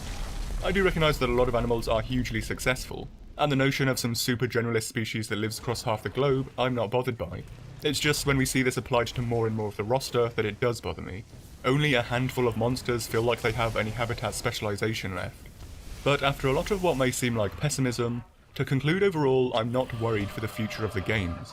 I don't really like a lot of what Rise did, or what Sunbreak looks to do, but it doesn't concern me. I did like a lot of what World did, and that was the best-selling game in the series. Capcom is still a business and will listen to what the money says, and the money says World too. I dislike a lot of monsters for sure, many of them are your fan favourites, but I like many more, and crap like Magnamalo are blips on the radar of a mostly quality roster of monsters. To begin the debrief, my unique clairvoyance tells me there may well be disagreement on this video, and that's fine. This is just another opinion piece, and one that typically disagrees with much of the general consensus. I'm aware I've slagged off a lot of fan favourites, although if nothing else it doesn't necessarily mean they won't get a video on them in future. Devil Joe did after all. I should add I'm not anti-fun, and I believe I gave a lot of options here on how wackier monsters can still be incorporated. The most important step is just stop making them carnivores. I'm more against thoughtlessness and lack of care that feels like it went into some monsters compared to the earlier design philosophy. Similarly, much of this comes from a biological standpoint. Someone from an art or a layman's standpoint may have very different opinions. I do find it interesting how when monster designs are brought up, Zinogre and Brachydios are often praised for their thought with the symbiotic relationships being mentioned. And yet for me, there doesn't seem to be any canonical info on what exactly these already powerful monsters actually gain from these partnerships, or what they're used for. But overall, I do welcome different opinions, especially here, as I feel the community doesn't discuss monsters enough.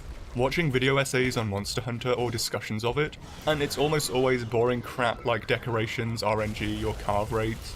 Monsters themselves are barely a footnote in many big reviews. I find it really hard to believe that the same fanbase that had an Occupy Capcom movement over the quality of weapon designs can collectively have so little to say on the monsters that form the most important part of the core gameplay loop. Credit where it's due to Rage Gaming and great newcomer Heavy Wings, as no one else really discusses them in any detail, and when they do, it's typically only the fight and never the design, ecology, or implementation. There was also a lot more I wanted to add, but was ultimately cut for time and relevance. I also think this script errs dangerously close onto the side of waffle as it already is. This video... I think the script has waffled already, buddy. I don't know sure how long is much longer, but I move on.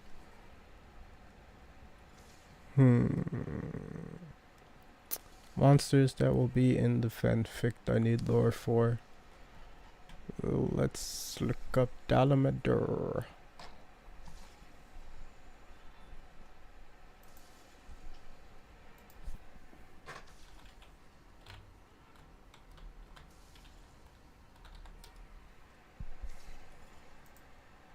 A king atop his mountain, an audience he grants you, but foolish it is to seek such a thing. Okay, that When is face mad to loud. face, he has but one thing to ask you. Do you want to dance?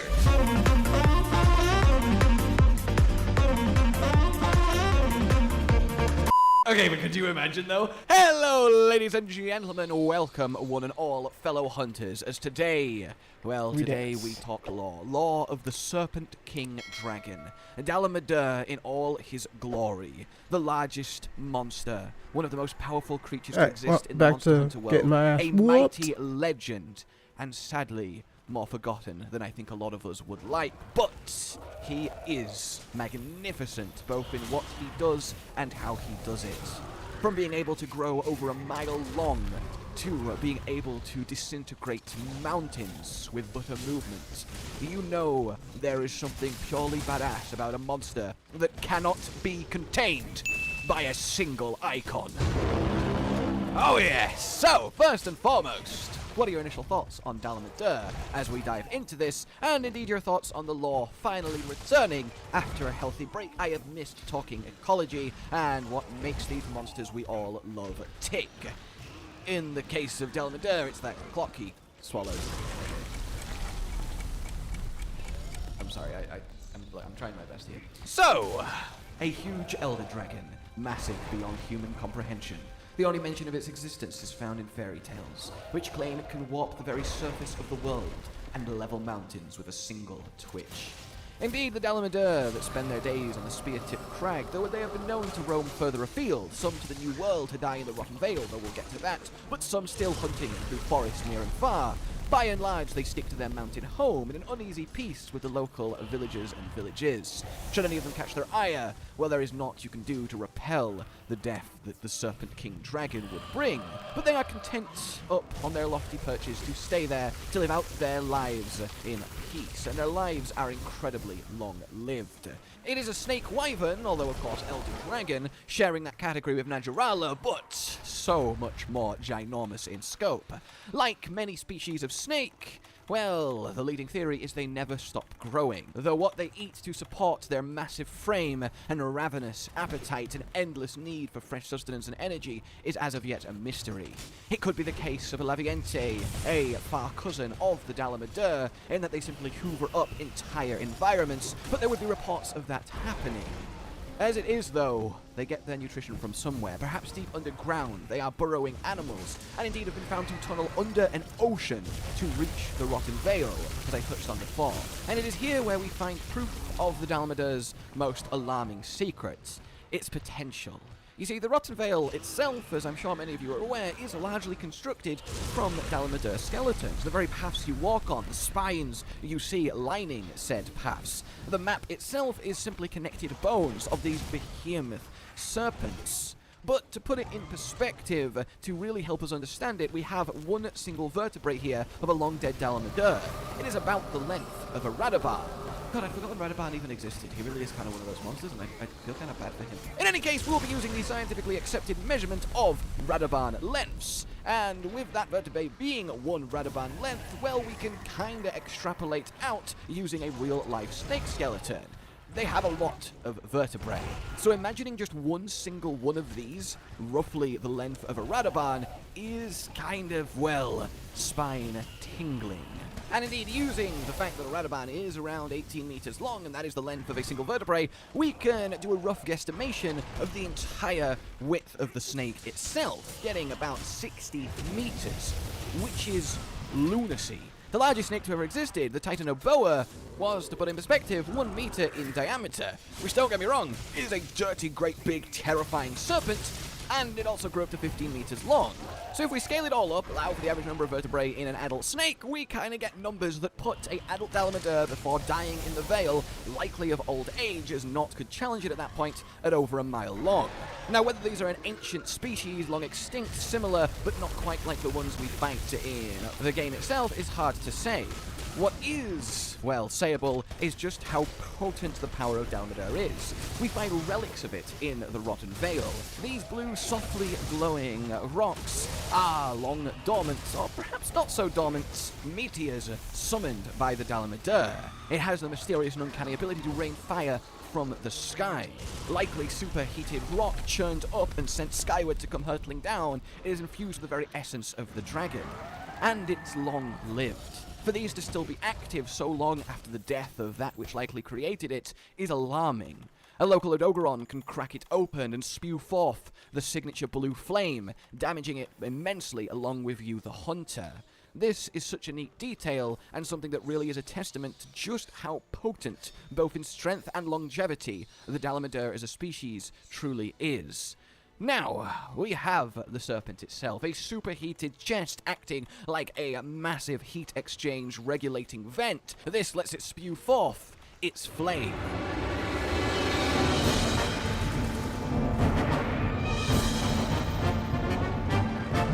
Unmatched by any other than Fatalis, it really is a sight to behold. Swirling, melting masses of azure hellfire is the fate of those that get on the wrong side of Dalmadur.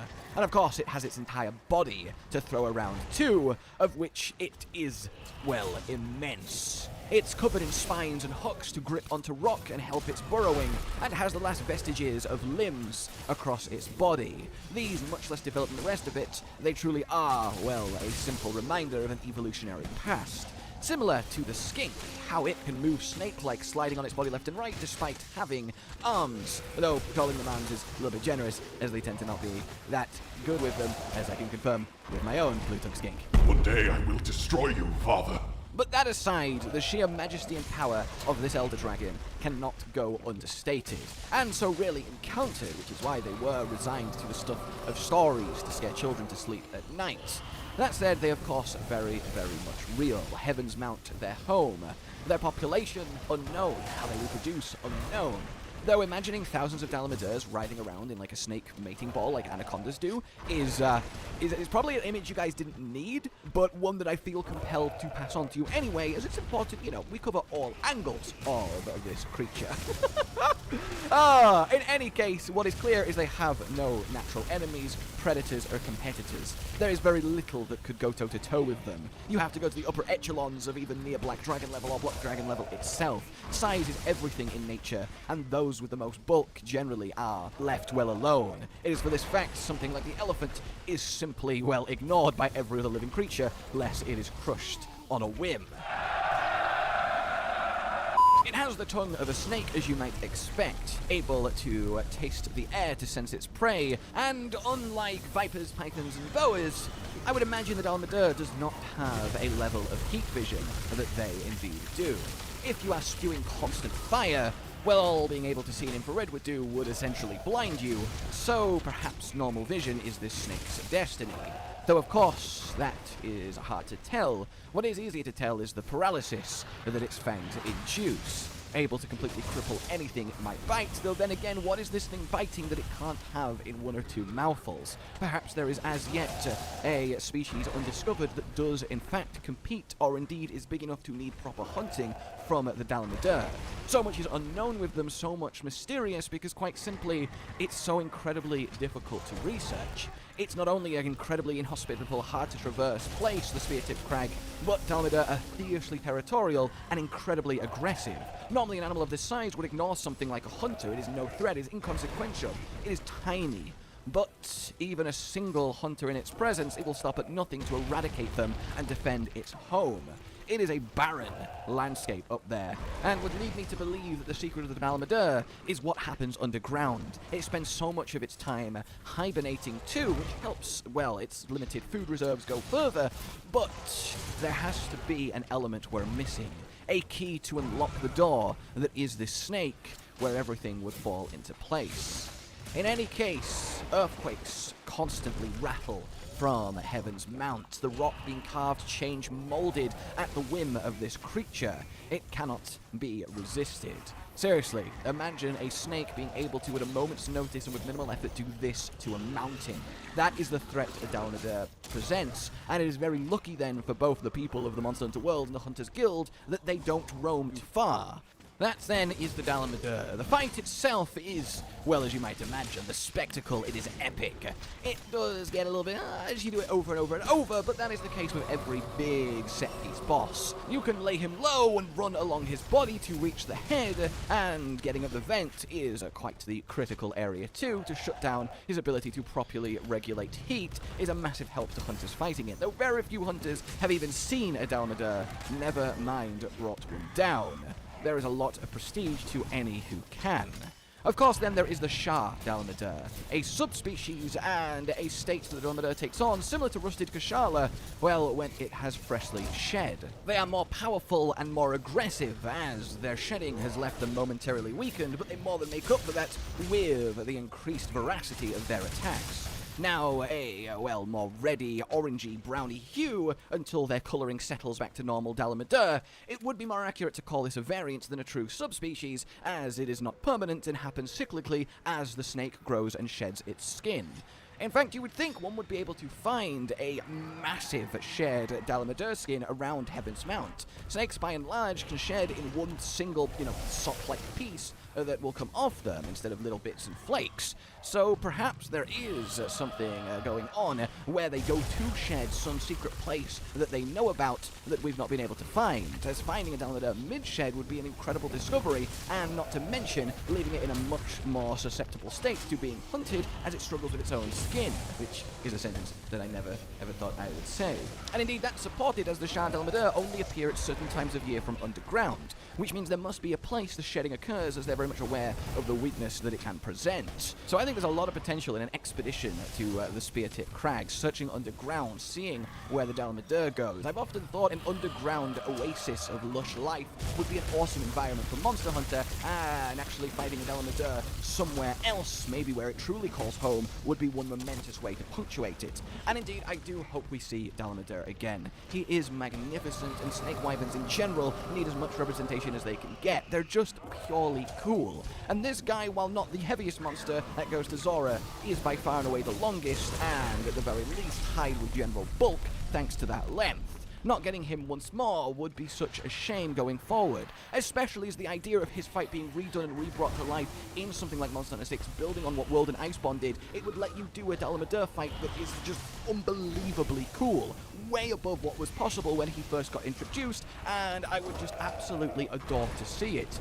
He really is awesome. He looks badass. He is so much fun to fight the first couple times at the very least, and he really feels like a fitting, wow, we made it. This is one hell of a challenge, and you never forget the first time you saw Dalmadur rise up. So here's hoping we have not seen the last of him, and for now then, that is what you need to know about the Serpent King Dragon. Let me know what you guys think of Mr. Dalmadur, let me know what you think of the Law returning, and let me know which monster you would like to see covered next time. For now, like if you enjoyed this, subscribe and hit the bell for more, considering supporting the future of this channel on Patreon down below. It is what keeps us going, and if you like what we do, well, it's much, much appreciated. For now then, until we meet again, a goodbye. Josh, Cotton, and Hollow with the videos, dropping the humor like a hammer on your tippy toes, bringing entertainment on a daily arrangement to take our insanity and turn it into entertainment. Yes, I said entertainment twice, to reiterate that it is nice, to look into your faces.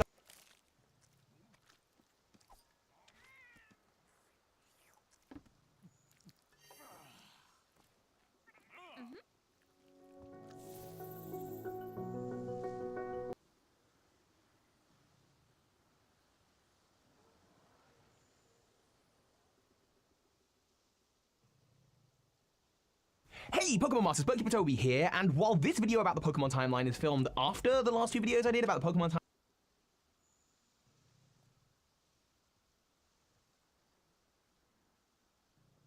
timeline and Pokemon Multiverse, I promise you can watch them in any order because timelines aren't supposed to be this confusing. Because Pokemon has a bunch of timelines across the canons of the manga and the TV show and the trading card game, and of course the main series of games, which in itself has multiple different versions across the main series, and then remakes, and now we're getting games set back in the past like Legends Arceus. Just worry about the adventure, but I say no. I like let's try and make this the ultimate guide to the Pokemon. On YouTube for the last 7 years, I am going to incorporate some flavors. At that time, and this is just my theory, the Pokemon Cosmog is created.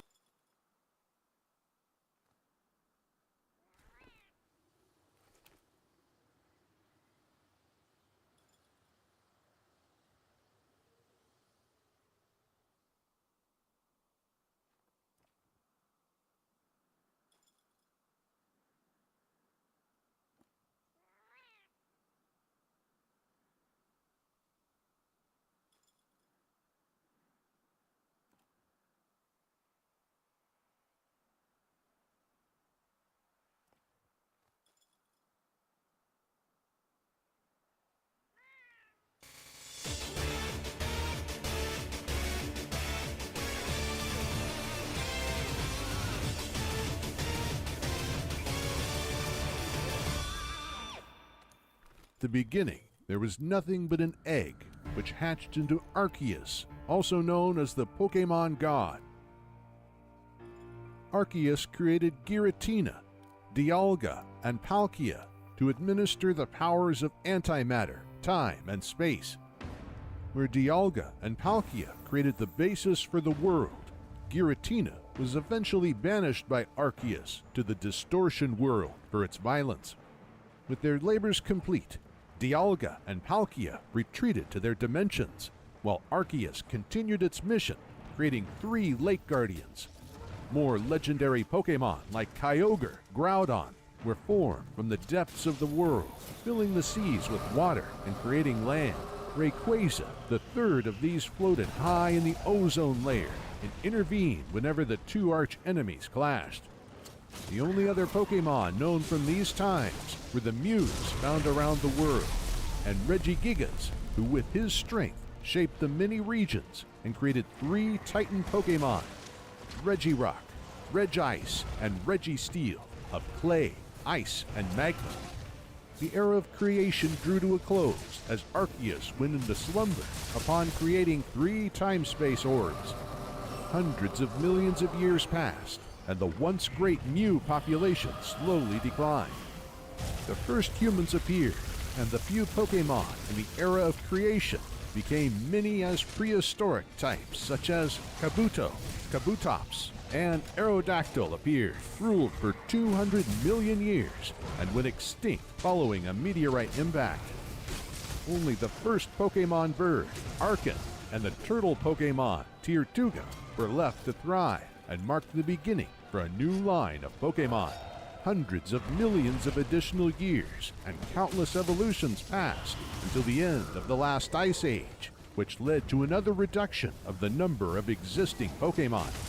The humans, who by now had settled most of the world, worshipped several of the legendary Pokemon or magical creatures. One of these was Regigigas until they realized the threat that his powers posed to the Pokemon world. Fearing the unknown, they sealed him and the Rock Titans away. But darker times were looming. A few thousand years passed until a ferocious war broke out between 2 rivaling factions in the province of Kalos. Nevertheless, instead of sending out soldiers to settle their differences, they sent out their Pokemon to do the battles for them. The terrible conflict resulted in the death of many Pokemon, including King AZ's Floette. Bearing witness to this horrible sight, the mighty AZ built a machine to revive the fallen Floette. Filled with guilt, he couldn't forgive the responsible parties for the bloody war, and in his anger transformed the Machine of Life to an ultimate weapon. Despite being aware of its consequence, AZ fired without remorse, the weapon to put an end to the war. Floette was brought back to life, but the plan backfired horribly as accidentally the machine would grant immortality to his Floette and himself. When Floette learned about this selfish act, she abandoned her master.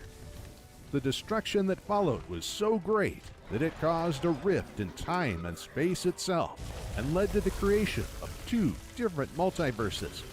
In the first instance, the energy unleashed impacted specific stones out in space, creating megastones, while in the other multiverse, none such thing occurred, as the Kalos War never took place. And the outcome where the megastones came into existence, this event would mark the origin of Mega Evolution. 1,000 years passed since the Kalos War, and due to meteorite showers of the megastones in the Hoenn region, Kyogre and Groudon woke up from their slumbers in their primal forms and resumed their fight for world domination. Once again, Rayquaza intervened, but this time it was a result of pleas from the ancient Draconid tribe. In the Mega Evolution universe, when another meteor shower 1,000 years later caused Kyogre and Groudon to fight for the primal source, Rayquaza performed the first Mega Evolution and quelled the two archenemies. Around the same time, in the Unova region, there once was a kingdom where the royal family had for a long time ruled the land with a mysterious dragon. This balance of power maintained until the day when two successor princes ended up in a dispute over what should define their land, truth or ideals. As a result of this division, the original dragon split into Reshiram and Zekrom to serve each of the princes, while Kyurem was left as the empty husk of the original dragon. A decisive confrontation between the two brothers took place as Reshiram and Zekrom fought, but were unable to conquer one another. As a result, the brothers set away their differences in an utterly ruined Unova. Warning: the first game entry in the Pokemon timeline spoils the story and backstory of Pokemon Legends Arceus. If you don't want to be spoiled, jump to the next timestamp, which begins at this moment on the screen.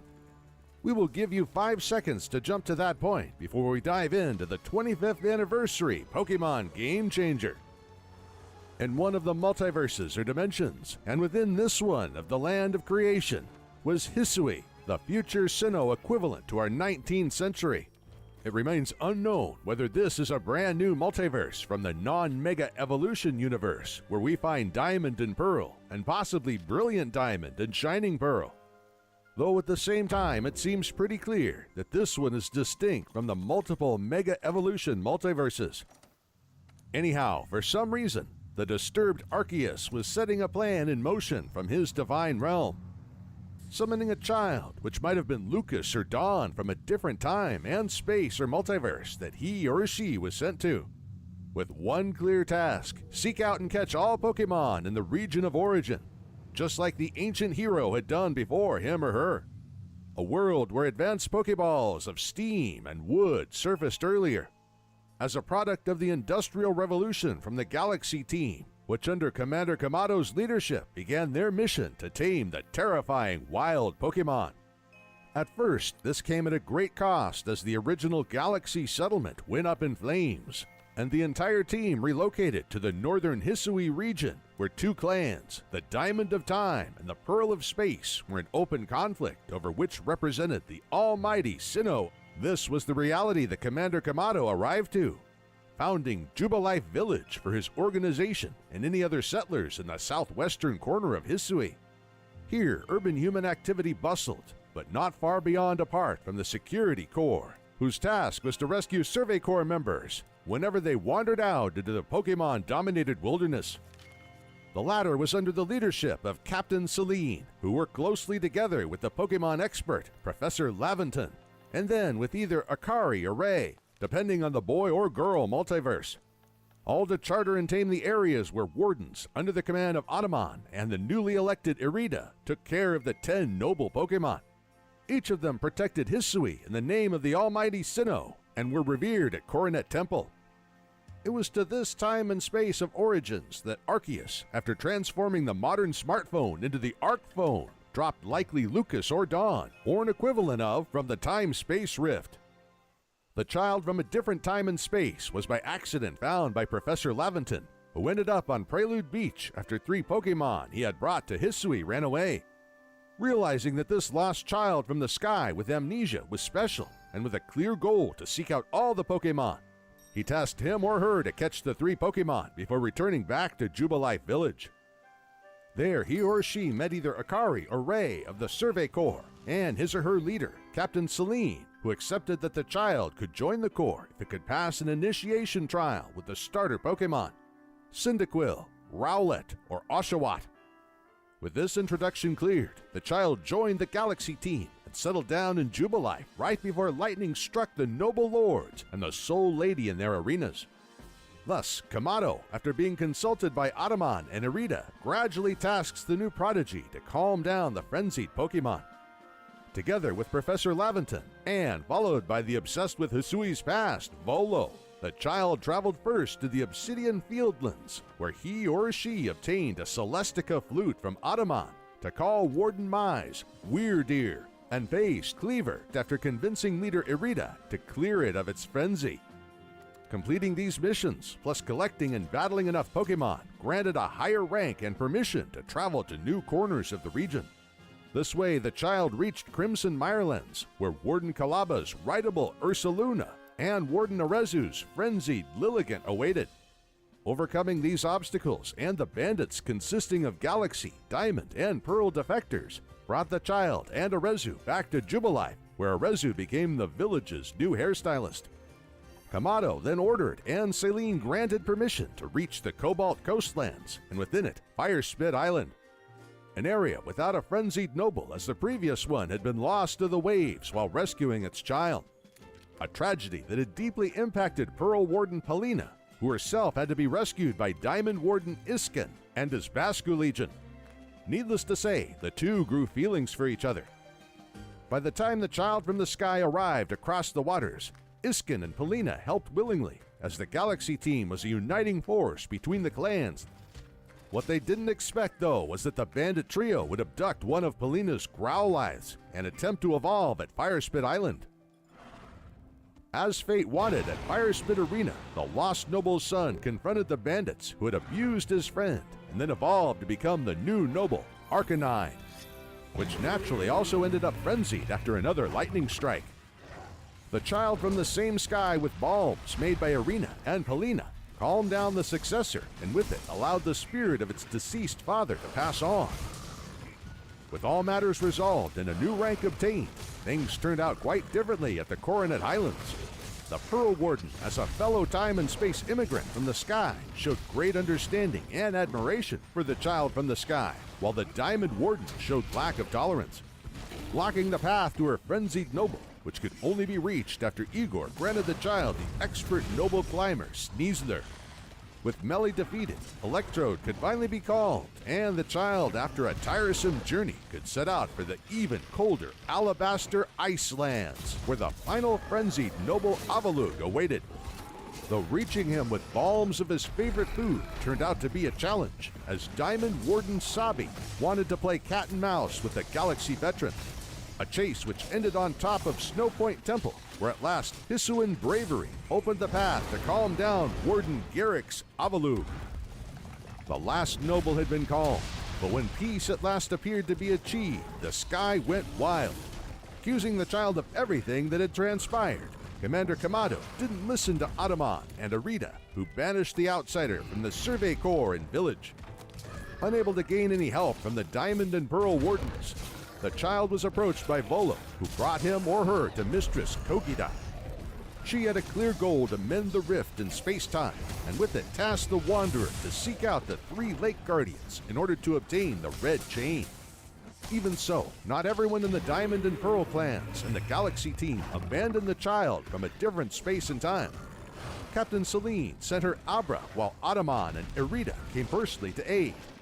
And one of them, as selected by the Wanderer, joined with Volo in their search after the Lake Guardians, who after some initial trolling bestowed the Red Chain.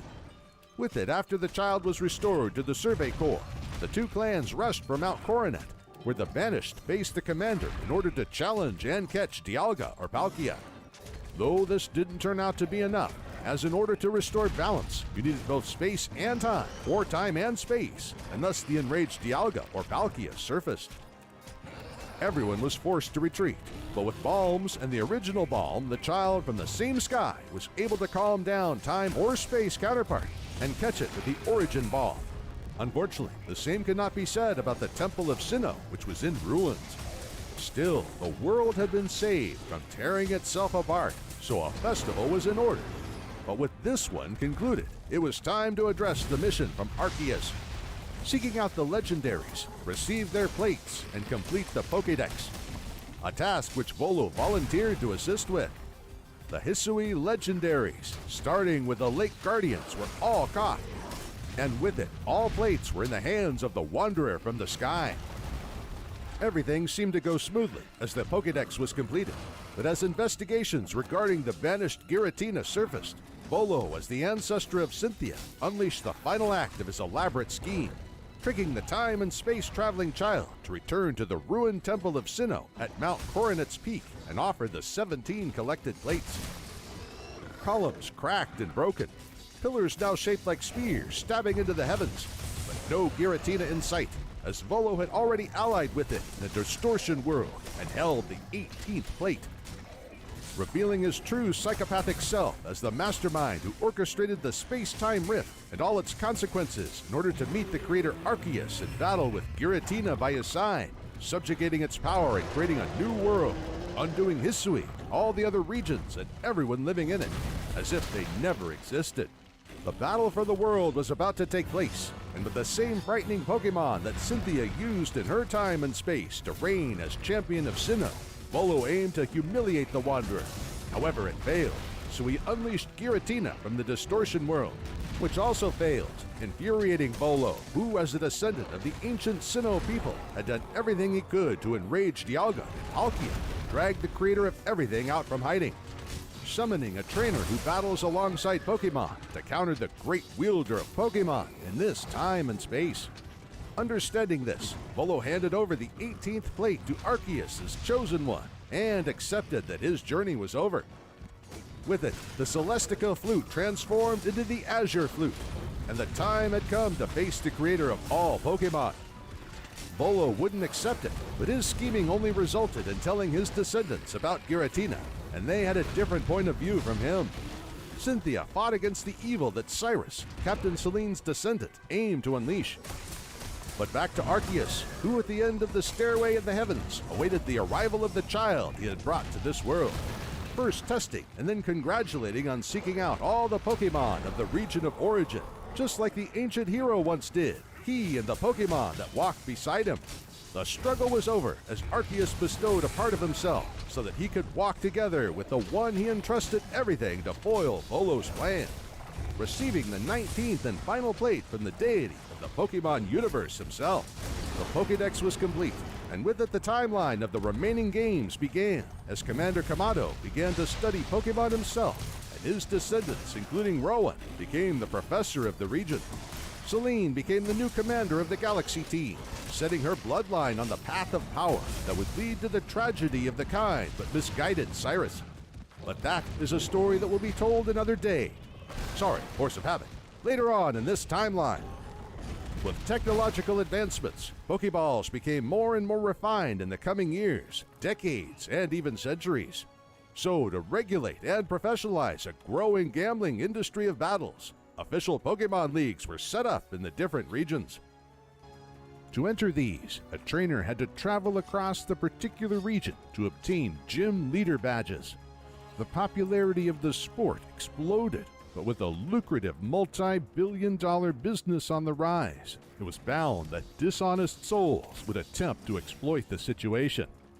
This resulted in the creation of multiple criminal organizations aimed to steal Pokemon from trainers and blackmail executives. The most notorious of these was the Kanto-based Team Rocket, headed by the trainer-turned-businessman Giovanni. Rocket quickly grew to notoriety for organized theft and sale of rare and valuable Pokemon on an industrial scale. Resorting to brutal methods against Pokemon and their trainers, the team was bent to conquer the world, but its leader had a completely different obsession, namely the legendary Mew. Following long searches, Giovanni and his scientists finally managed to replicate and alter the DNA of Mew to give birth to the ultimate Pokemon, Mewtwo. Upon learning its origins, it turned against the scientists and made its way to the Cerulean Cave. In this harsh reality, the renowned Pokemon researcher Professor Oak from Pallet Town prepared 3 starter Pokemon for 3 very special trainers: Red, his grandson Blue, and Leaf Green. Upon picking their Charmander, Squirtle, and Bulbasaur, they were tasked to complete the Pokédex, while Blue, who was bent on tormenting his rival, challenged Red for a battle on the way to the Pewter City and Cerulean City gyms, where the two earned their first badges upon beating Brock and Misty. Red continued his journey, earning the Thunder Badge, and got to Lavender Town, where he took on Team Rocket, and together with Blue, solved the mystery of the Haunted Tower. This resulted in the touching reunion between an orphaned baby Cubone with the spirit of its murdered mother. From here on out, Red defeated 4 more gym leaders and confronted the Team Rocket boss Giovanni twice. One of them involved a face-off at the Silk Company for the precious Master Ball. Red continued his journey. On Cinnabar Island, he learned about the identity of an entirely new Pokemon, but nothing could prepare him for the leader in the 8th and final gym in Viridian City, the Team Rocket Mafia boss, Giovanni. After a long and hard-fought battle, Red finally defeated the criminal mastermind and taught him a lesson on what Pokemon are truly about. This led to a change of heart from Giovanni, who decided to disband Team Rocket. Red conquered Victory Road and defeated the Elite Four of the Pokemon League at Indigo Plateau. Only one challenge remained, the current champion, Blue. The time had come for the ultimate battle. After using up their remaining Pokemon, it was time for the final showdown. Fire against water, Charizard versus Blastoise. Both had come a long way, but only one had an unbreakable bond. This difference turned decisive as Red defeated his arch-rival Blue, becoming a true Pokemon champion. But the journey was far from over, as the Pokédex had yet to be completed, and Red resumed his quest catching legendary Pokemon, such as Articuno, Zapdos, and Moltres, and set course for the Cerulean Cave and Mewtwo. The battle against the Psychic Master was immensely tough as Mewtwo continued to regenerate. So much so that in some of the outcomes, Red had to use his Master Ball, while in others, he used all his abilities to weaken Mewtwo and capture the ultimate Pokemon the regular way. The outcome was still the same, as Red had completed the Pokédex, with the exception of catching Mew, that is. Wonder if it is still under that truck. Well, at least in that universe, since the Kanto struggle against Team Rocket took place in several alternate Pokemon universes where Mega Evolutions don't exist, and multiverses where Mega Evolutions do exist because of King AZ's action. In the ones where Mega Evolutions did not exist, we know of at least 3 alternate universes. 2 of them involving a different Red, Blue, and a female trainer known as Leaf, which involved further adventures afterwards, and then another one tied to a special Pikachu. Anyhow, these are just examples that the Pokemon universe does not only consist of one universe, and that these again have 2 main categories, those where Mega Evolution exists, and others which it doesn't. We will get back to Mega Evolutions when we conclude the timeline without Mega Evolutions, but for now, let's get back to the original non-Mega Evolution timeline involving Red and Professor Oak. Around the same time in the Hoenn region, 2 other trainers, May and Brendan, were about to set off on their quests and discover the dark secrets of the province. Norman, the father of either May or Brendan, depending on the universe or reality you play in, had recently taken over the position as the leader of the Petalburg Gym and sent his child to his friend Professor Birch to pick his or her starter Pokemon Trico, Torchic, or Mudkip. Upon saving the professor from a pack of wild Poochyena by using one of the starter Pokemon, which differed based on the universe and realities they were set in, Norman's child was allowed to keep the Pokemon used in the battle and depart to claim the 8 gym badges and challenge the Elite Four of the Hoenn province. Nevertheless, 2 opposing criminal organizations, Team Magma, headed by Maxie, and Team Aqua, headed by Archie, had set their goal in the next meteorite shower to awaken the 2 legendary Pokemon, Groudon and Kyogre.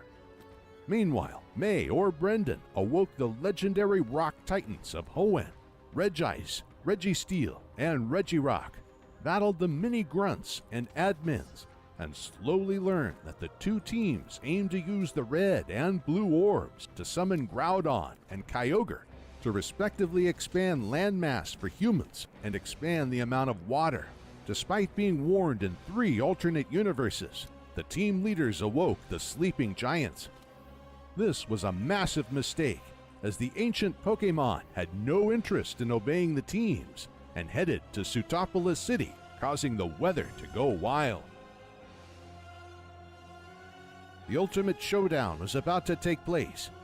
Luckily, when all seemed lost, Brendan or May hurried to awaken Rayquaza that flew off and separated the 2, thus preventing further devastation. With all 8 badges, the time finally arrived for May or Brendan to challenge and beat the Elite Four, and then the current Hoenn Pokemon League champion, Steven. Brendan or May were then inducted into the Hall of Fame.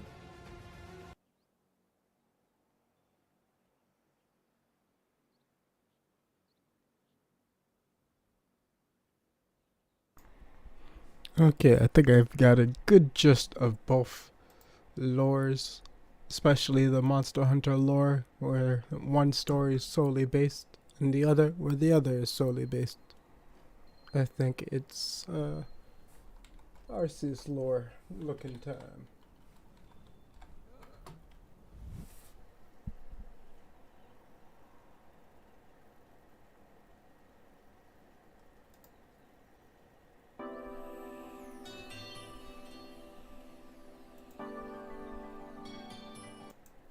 Right now. So in Pokemon.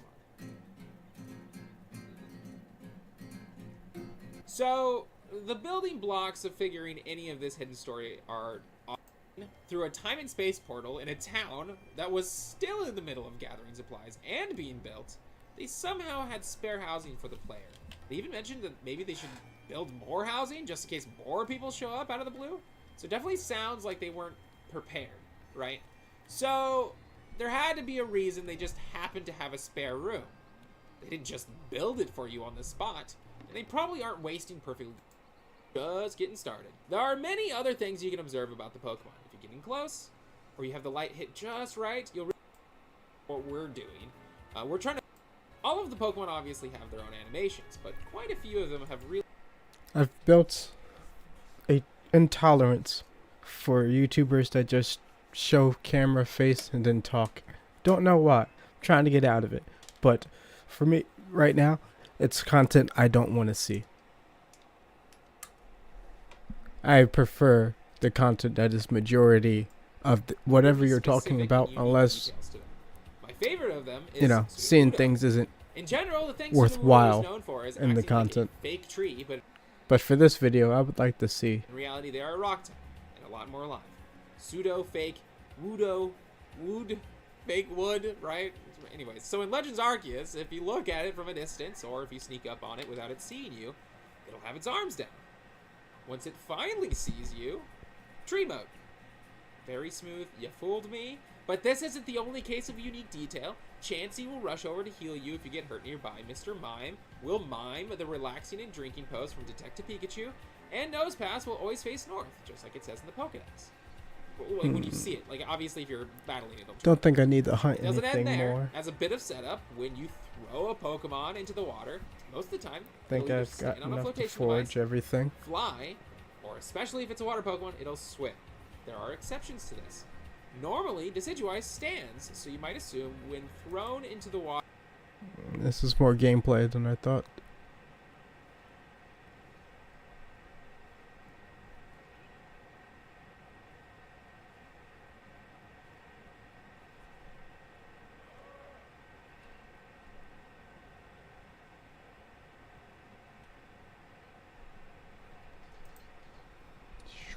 Hello? Hello? Where am I? My child, what do you seek? Who is that? I'm just a Teddy Ursa. I know who you are. Why have you awakened me? I'm trying to find...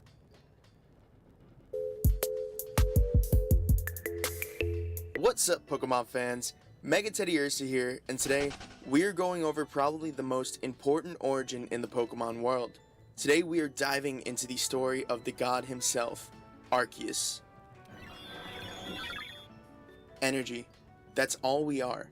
Every single living being on Earth share one similarity. We are energy. This is not only in the Pokemon world, even you watching this video right now, you're made up of energy.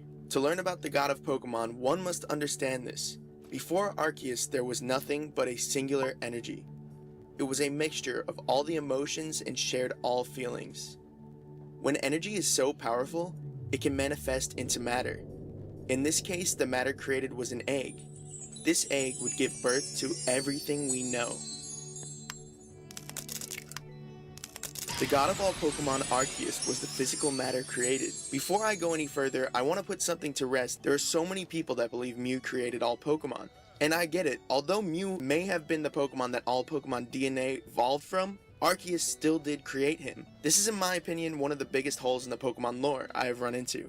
And if you disagree, please comment down below. Maybe you could change my mind. Alright, let's get back to the story. When Arceus came to be, he started by creating time and space, in other words, Dialga and Palkia.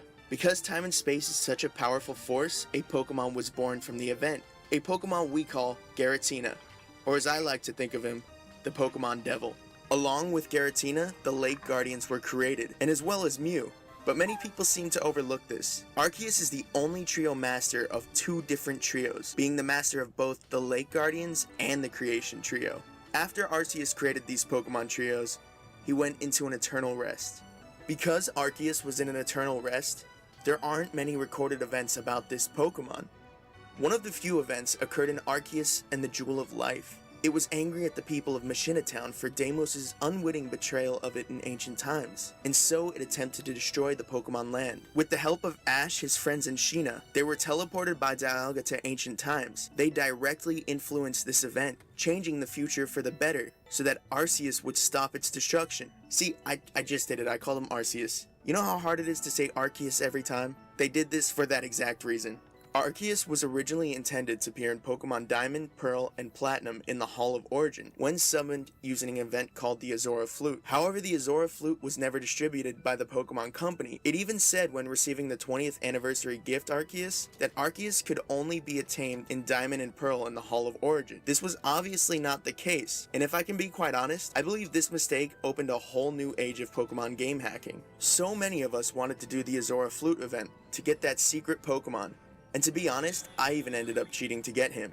One event though that did not have any cheating involved was really cool, and it was in Heart Gold and Soul Silver. There's an amazing Arceus event in the Ruins of Elf. If an Arceus is in your player's party, you will be able to summon an egg of either Palkia, Dialga, or Giratina. Not only do you get this awesome Pokemon, but the cutscene and visuals were ahead of Pokemon's time. Those of you who remember this know exactly what I'm talking about. Arceus' name origin is pretty amazing, as shown on Bulbapedia. Arceus may be a combination of Arch, most extreme or highest, Archon, a Greek word that means ruler or lord, Arcanus, Latin for secret or mystery, Archaic, meaning ancient, Greek for the beginning, or Artipus, Latin for original, and I think that's how you say that. Deus, Latin for god. It may have also derived from Arius, golden in reference to the hooves and wheels. Basically, the Pokemon Company are masters of name manipulation and word origin. In my opinion, Arceus' direct representation and the original origin of this Pokemon is this. I'm not going to try to pronounce it, but on screen, this is a figure from Buddhism. This being is either pictured with 11 heads and 1,000 arms. If you refer back to the Pokedex from Diamond, the entry states, it is described in mythology as the Pokemon that shaped the universe with its 1,000 arms. See the similarities? With this being said, it only makes sense why Arceus is the only Pokemon in the Pokemon world that can learn the move Judgment. I guess the Pokemon Company is still going to work on including more information as time goes on. Maybe we will find out some new things in Pokemon Sword and Shield. Thank you guys for watching the origin of Arceus. I hope you enjoyed it. Like always, Pokemon fans, take it easy. Peace out.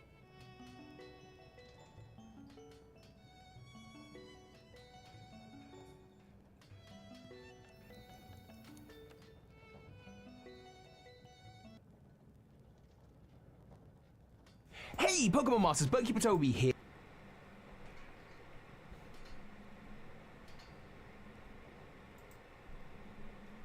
Alright, that's enough lore researching and watching for now.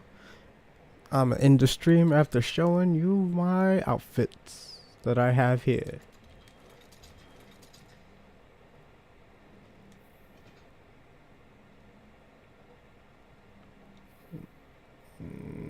I wish there was a way to show the outfits.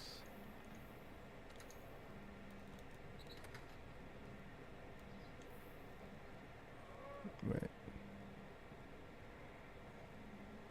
Manage loadouts. Don't I have?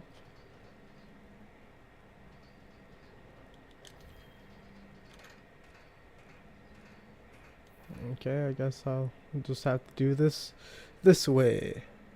I guess I'll add some music into the background. And it looks like I got about 10 more minutes. And that's how long I think this is going to take me, because I've got quite a few outfits made already, but I'm going to be making a lot more.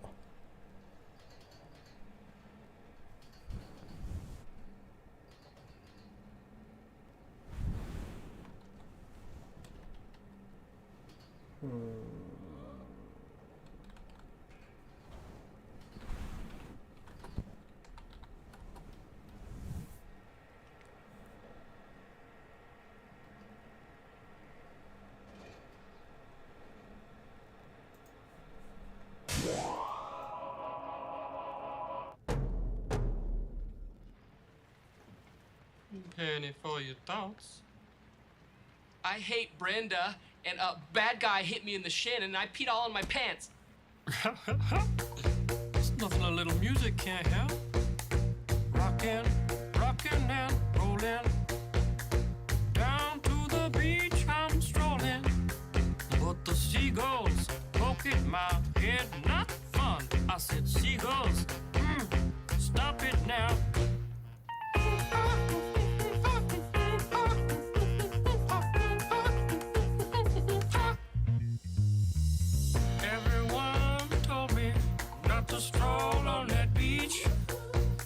Seagulls gonna come, hook me in the coconut, and they did, had me going like,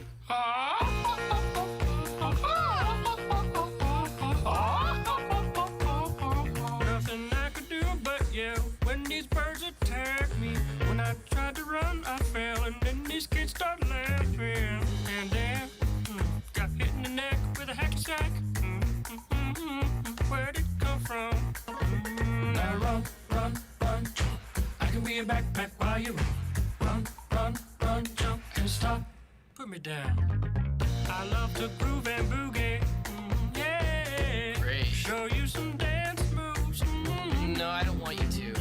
If I had your giant feet out there on the beach, could have outrun those birds.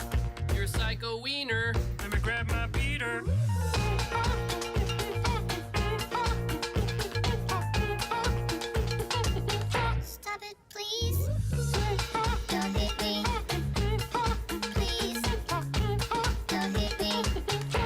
Man, quit that banging.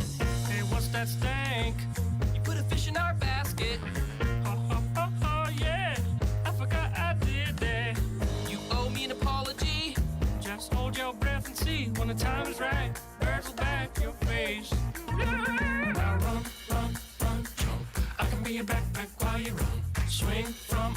strawberry vine. I can be your backpack while you climb. Stand on one hand and lift rocks with your special gift. Run, run, run, jump, now breathe. That's good. Like that. Like that. One day I was walking and I found this big log. Then I rolled the log over. Underneath was a tiny little stick. And I was like, that log had a child.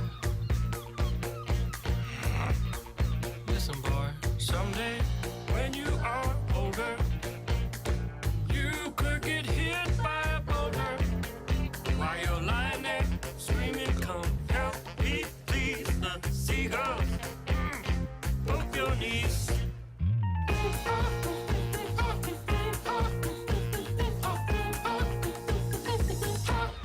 Stop it now.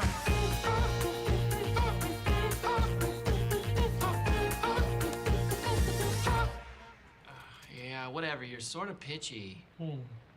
Didn't like it? Listen, man, I'm not your friend. Don't fall asleep.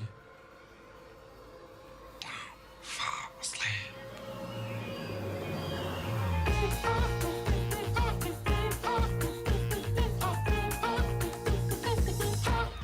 Stop it now.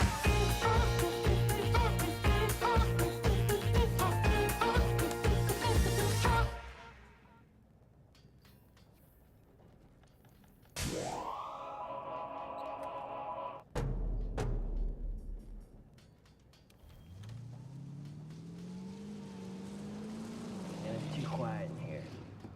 You're listening to the new single from Carl Grimes. This is Carl Papa, coming at you on the Hot Power 96.9 Box The Jam. Beat.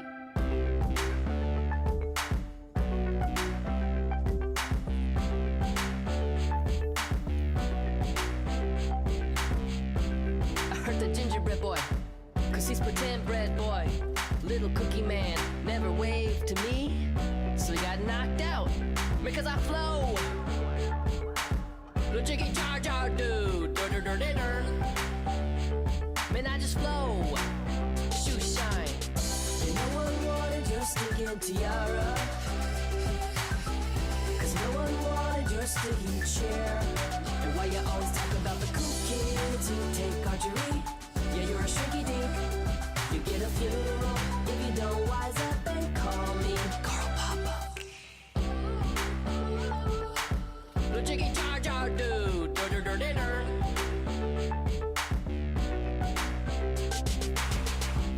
I threw a brick in the air. That shouldn't matter 'cause a brick is just a brick. Dark days, darker nights. Found my way down a hall without a light because I flow.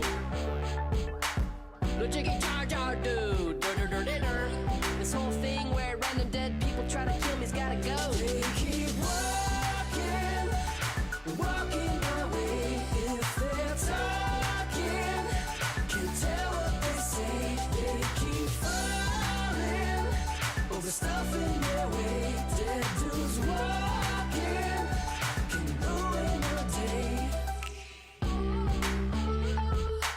Little jiggy jar jar dude, dinner.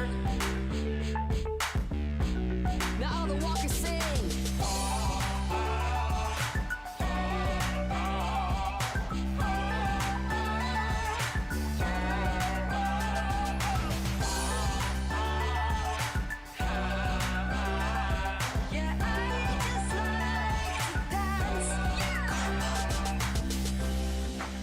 Cell block wisdom, French braid tabletop. If you mess with Carl Papa, I'm coming at you like 1, 2 walkers in the back of the club. I'm guessing it's a club where everyone dies if they try to dance to the music that doesn't play. 'Cause we don't got no electricity. What we got is bones, bones, bones. Piles of bones, bones, bones, bones, bones. If you try to step to me, hit you in the femur with another femur that is laying on the ground. Yeah, wordsmith, rhymes. Hama lama, sima lama, hama lama. Someone had to cut my baby sister out my mama. They keep walking my way. If they're talking, can tell what they say. They keep falling over stuff.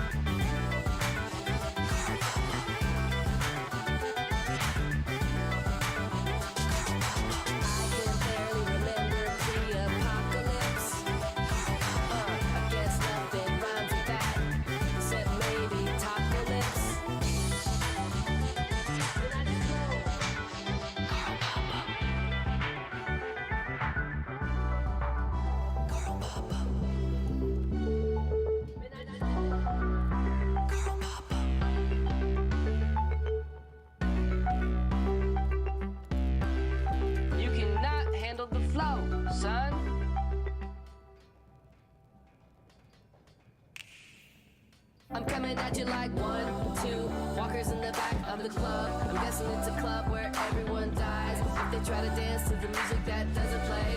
Cause we don't got no electricity. What we got is bones, bones, bones.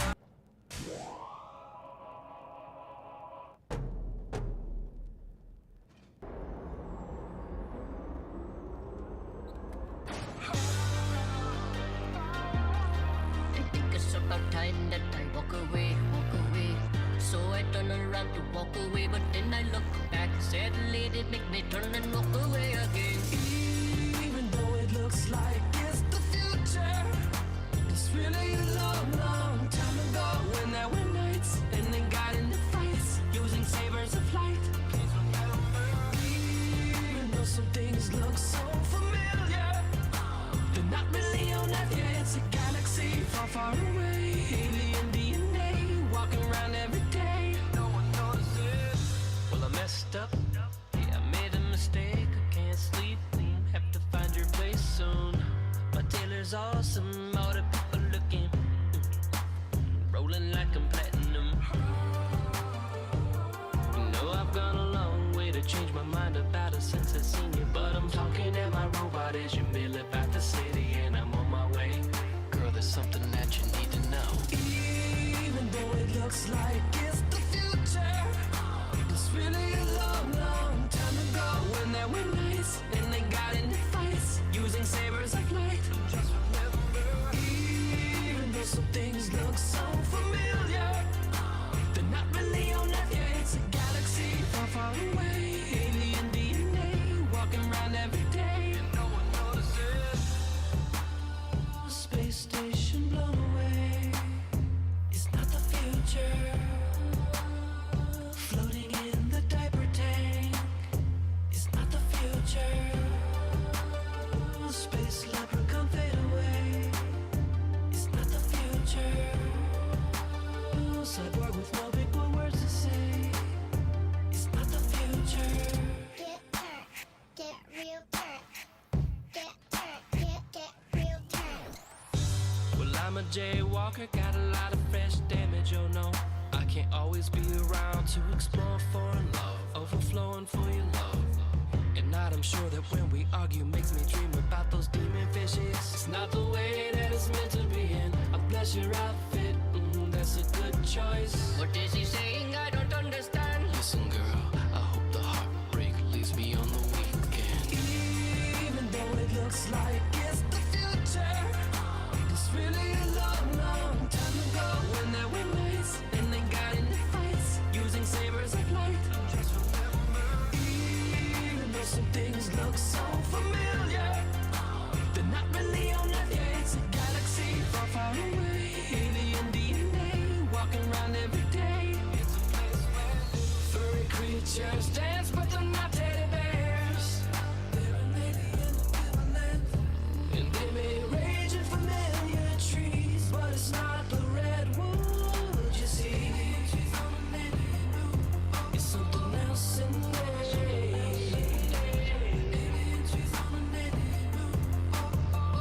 Time to break it down, down, down. Yeah, I was big in Japan. I was king of ping pong. Yeah, I was bad at tuba, and I'm sure you like me to bounce.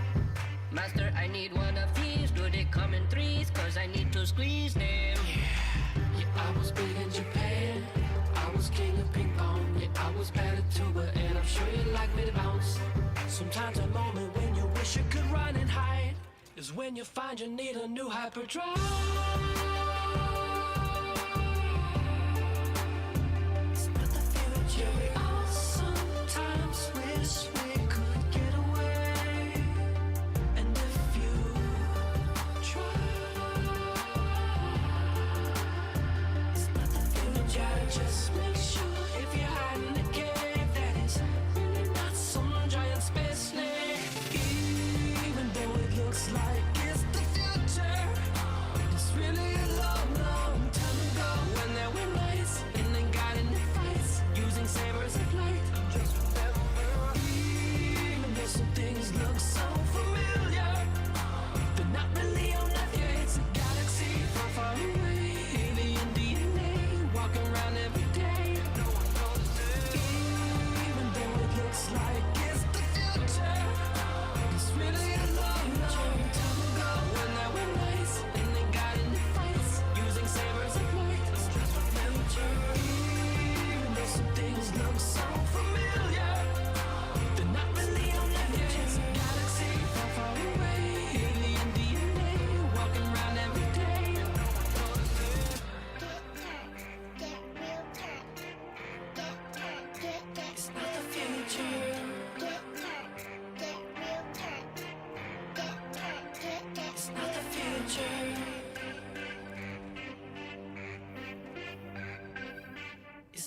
future.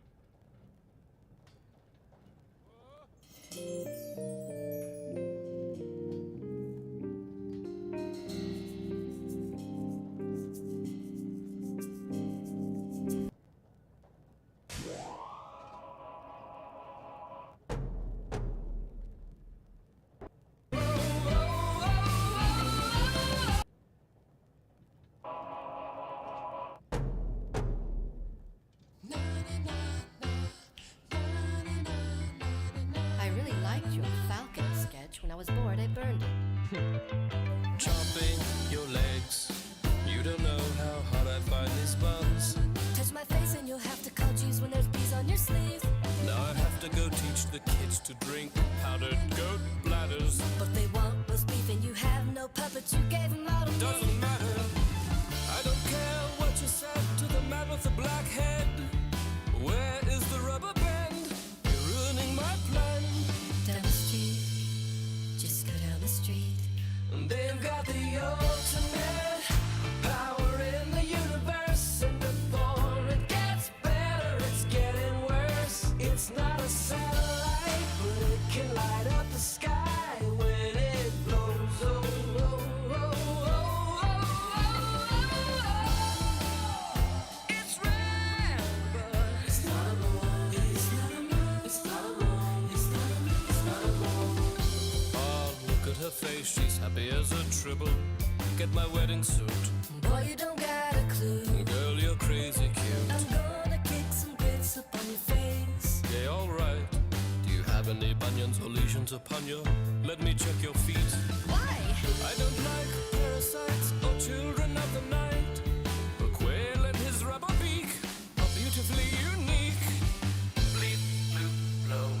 Goodbye to your home. They've got the ultimate power in the universe, and before it gets better, it's getting worse. It's not a satellite, but it can light up the sky when it blows. Oh, oh, oh, oh, oh, oh. It's red, but it's not a moon. It's not a moon. It's not a moon. It's not a moon. It's not a moon. Death of a culture. The death of a culture. Somewhere the vulture is waiting for us in an erected sun. A sun with an ion gun. Evil comes in round shapes. It's not a moon. It's not a moon. It's not a moon. It's not a moon. It's not a moon. Listen to me, Greg. We already know you're a Gemini. Yeah, but did you know that I once had a huge spider bite on my neck? Greg, you could never get down like a funky thing, cause you don't live in the rhythm. This cheese is delicious, and now I've gotta put a brown thing in your face. I'm tired of you, Phil. Want you in a landfill? Someone make him stop. Put his bones in a box. Oh, nice, Phil. Why don't you have a stroke?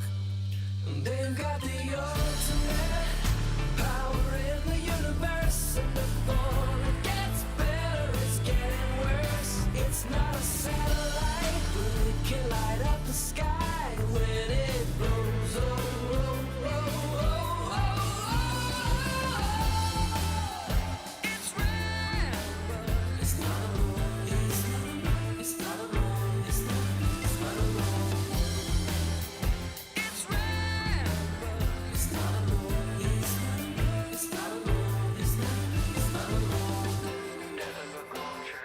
Death of a culture. It's not a moon. It's not a moon. It's not a moon. It's not a moon. It's not a moon. Death of a culture. Death of a culture. It's not a moon. It's not a moon. It's not a moon. It's not a moon. It's not a moon.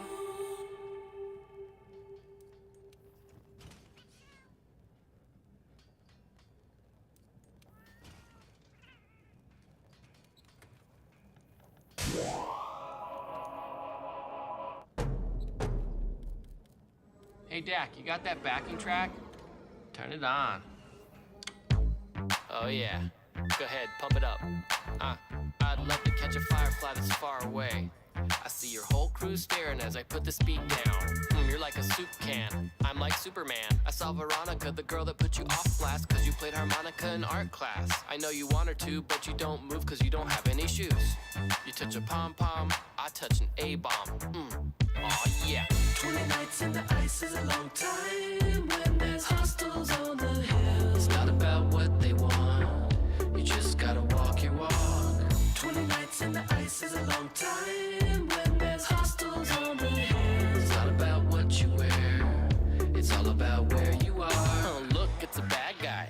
Don't worry about it, Darius, cause I'm a mile high and I'm the scariest. I ride so hard, I got you tripping. You seeing how I'm flowing, not dripping. I think you tripping, dog. I pour sauce all up on your very nice pants. I like romance, you can't dance. Heart attack on deck, ain't got a chance. Kinda bright out, think I'll put your lights out. 20 nights in the ice is a long time when there's hostels on the hill. It's not about what they want, you just gotta walk your walk. 20 nights in the ice is a long time when there's hostels on the hill. It's not about what you wear, it's all about where you are. I wish I wasn't so dang sweet, so dang sweet, so dang sweet. I wish I wasn't so dang sweet. You are like cinnamon. I wish I wasn't so dang sweet, so dang sweet, so dang sweet. I wish I wasn't so dang sweet. You are like cinnamon.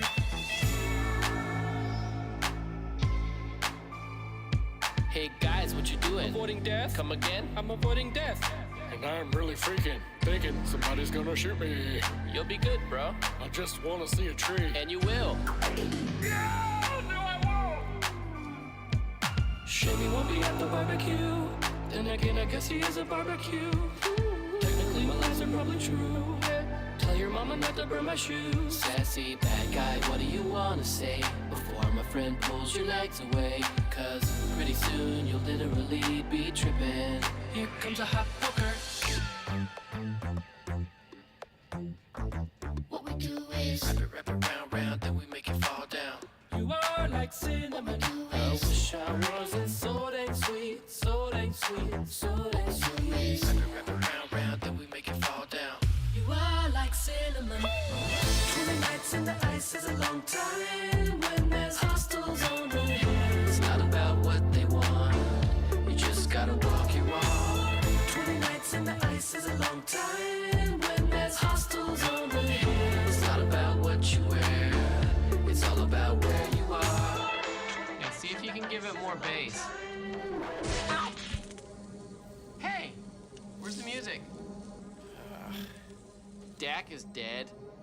I wish I wasn't so dang sweet, so dang sweet, so dang sweet. It's not about what they want, you just gotta walk your walk. I wish I wasn't so dang sweet, so dang sweet, so dang sweet. It's not about what you want, it's all about Dak? Hey guys, I think Dak is a zombie. Really, what do you mean? I mean, he's a freaking zombie. But wait, didn't your ship just get shot? Yes, but zombie. It is terrible. Yeah, you think? You are like cinnamon.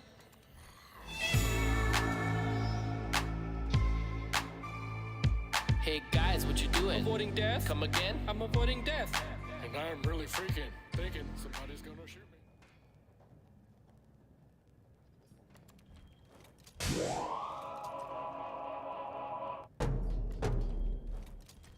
Hey Dak, you got that backing track? Turn it on. Oh yeah. Go ahead, pump it up. I'd love to catch a firefly that's far away. I see your whole crew staring as I put the speed down. You're like a soup can. I'm like Superman. I saw Veronica, the girl that put you off blast cause you played harmonica in art class. I know you want her to, but you don't move cause you don't have any shoes. You touch a pom-pom, I touch an A-bomb. Aw yeah. 20 nights in the ice is a long time when there's hostels on the hill. It's not about what they want, you just gotta walk your walk. 20 nights in the ice is a long time when there's hostels on the hill. It's not about what you wear, it's all about where you are. Darius, cause I'm a mile high and I'm the scariest. I ride so hard, I got you tripping. You seeing how I'm flowing, not dripping. I think you tripping, dog. I pour sauce all up on your very nice pants. I like romance, you can't dance. Heart attack on deck, ain't got a chance. Kinda bright out, think I'll put your lights out. 20 nights in the ice is a long time when there's hostiles on the hill. It's not about what they want, you just gotta walk your walk. 20 nights in the ice is a long time when there's hostiles on the hill. It's not about what you wear, it's all about where you are. I wish I wasn't so dang sweet, so dang sweet, so dang sweet. I wish I wasn't so dang sweet. You are like cinnamon. I wish I wasn't so dang sweet, so dang sweet, so dang sweet. I wish I wasn't so dang sweet. You are like cinnamon.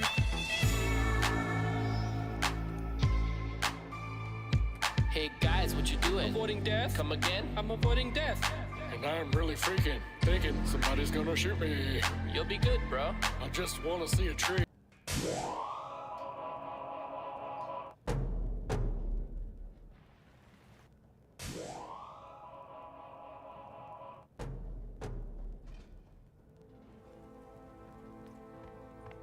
Hey, where's the fire, son? What the? Oh no, where you off to? Just this party in the garden. Nice. How about I join you? How about you don't? Son, come back. Hey, but I told you to stop.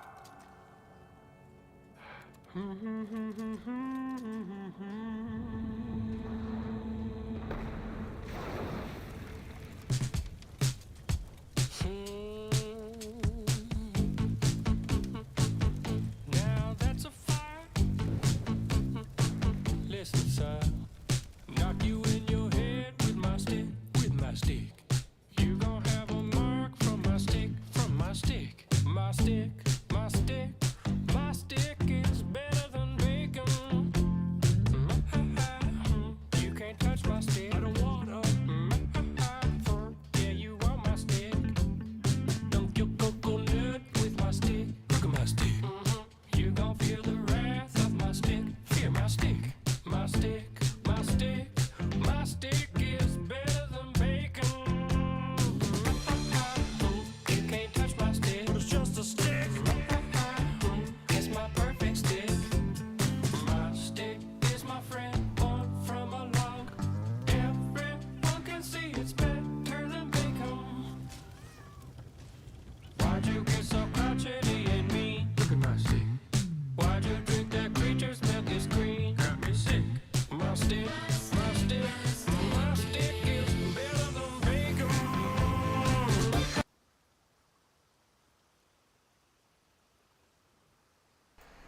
As much as I love that song, I'm going to end the stream here after displaying all of those costume designs. On the left hand of the corner of the screen, you will see a bar. It will say a superficial goal, which is, well, self-explanatory. And, well, that's it, yeah. I'm making 2 Monster Hunter fanfictions. One's a crossover with Monster Hunter X Pokemon, and this was me learning about the lore and exploring some things. Later on, I'll be exploring those art books and more.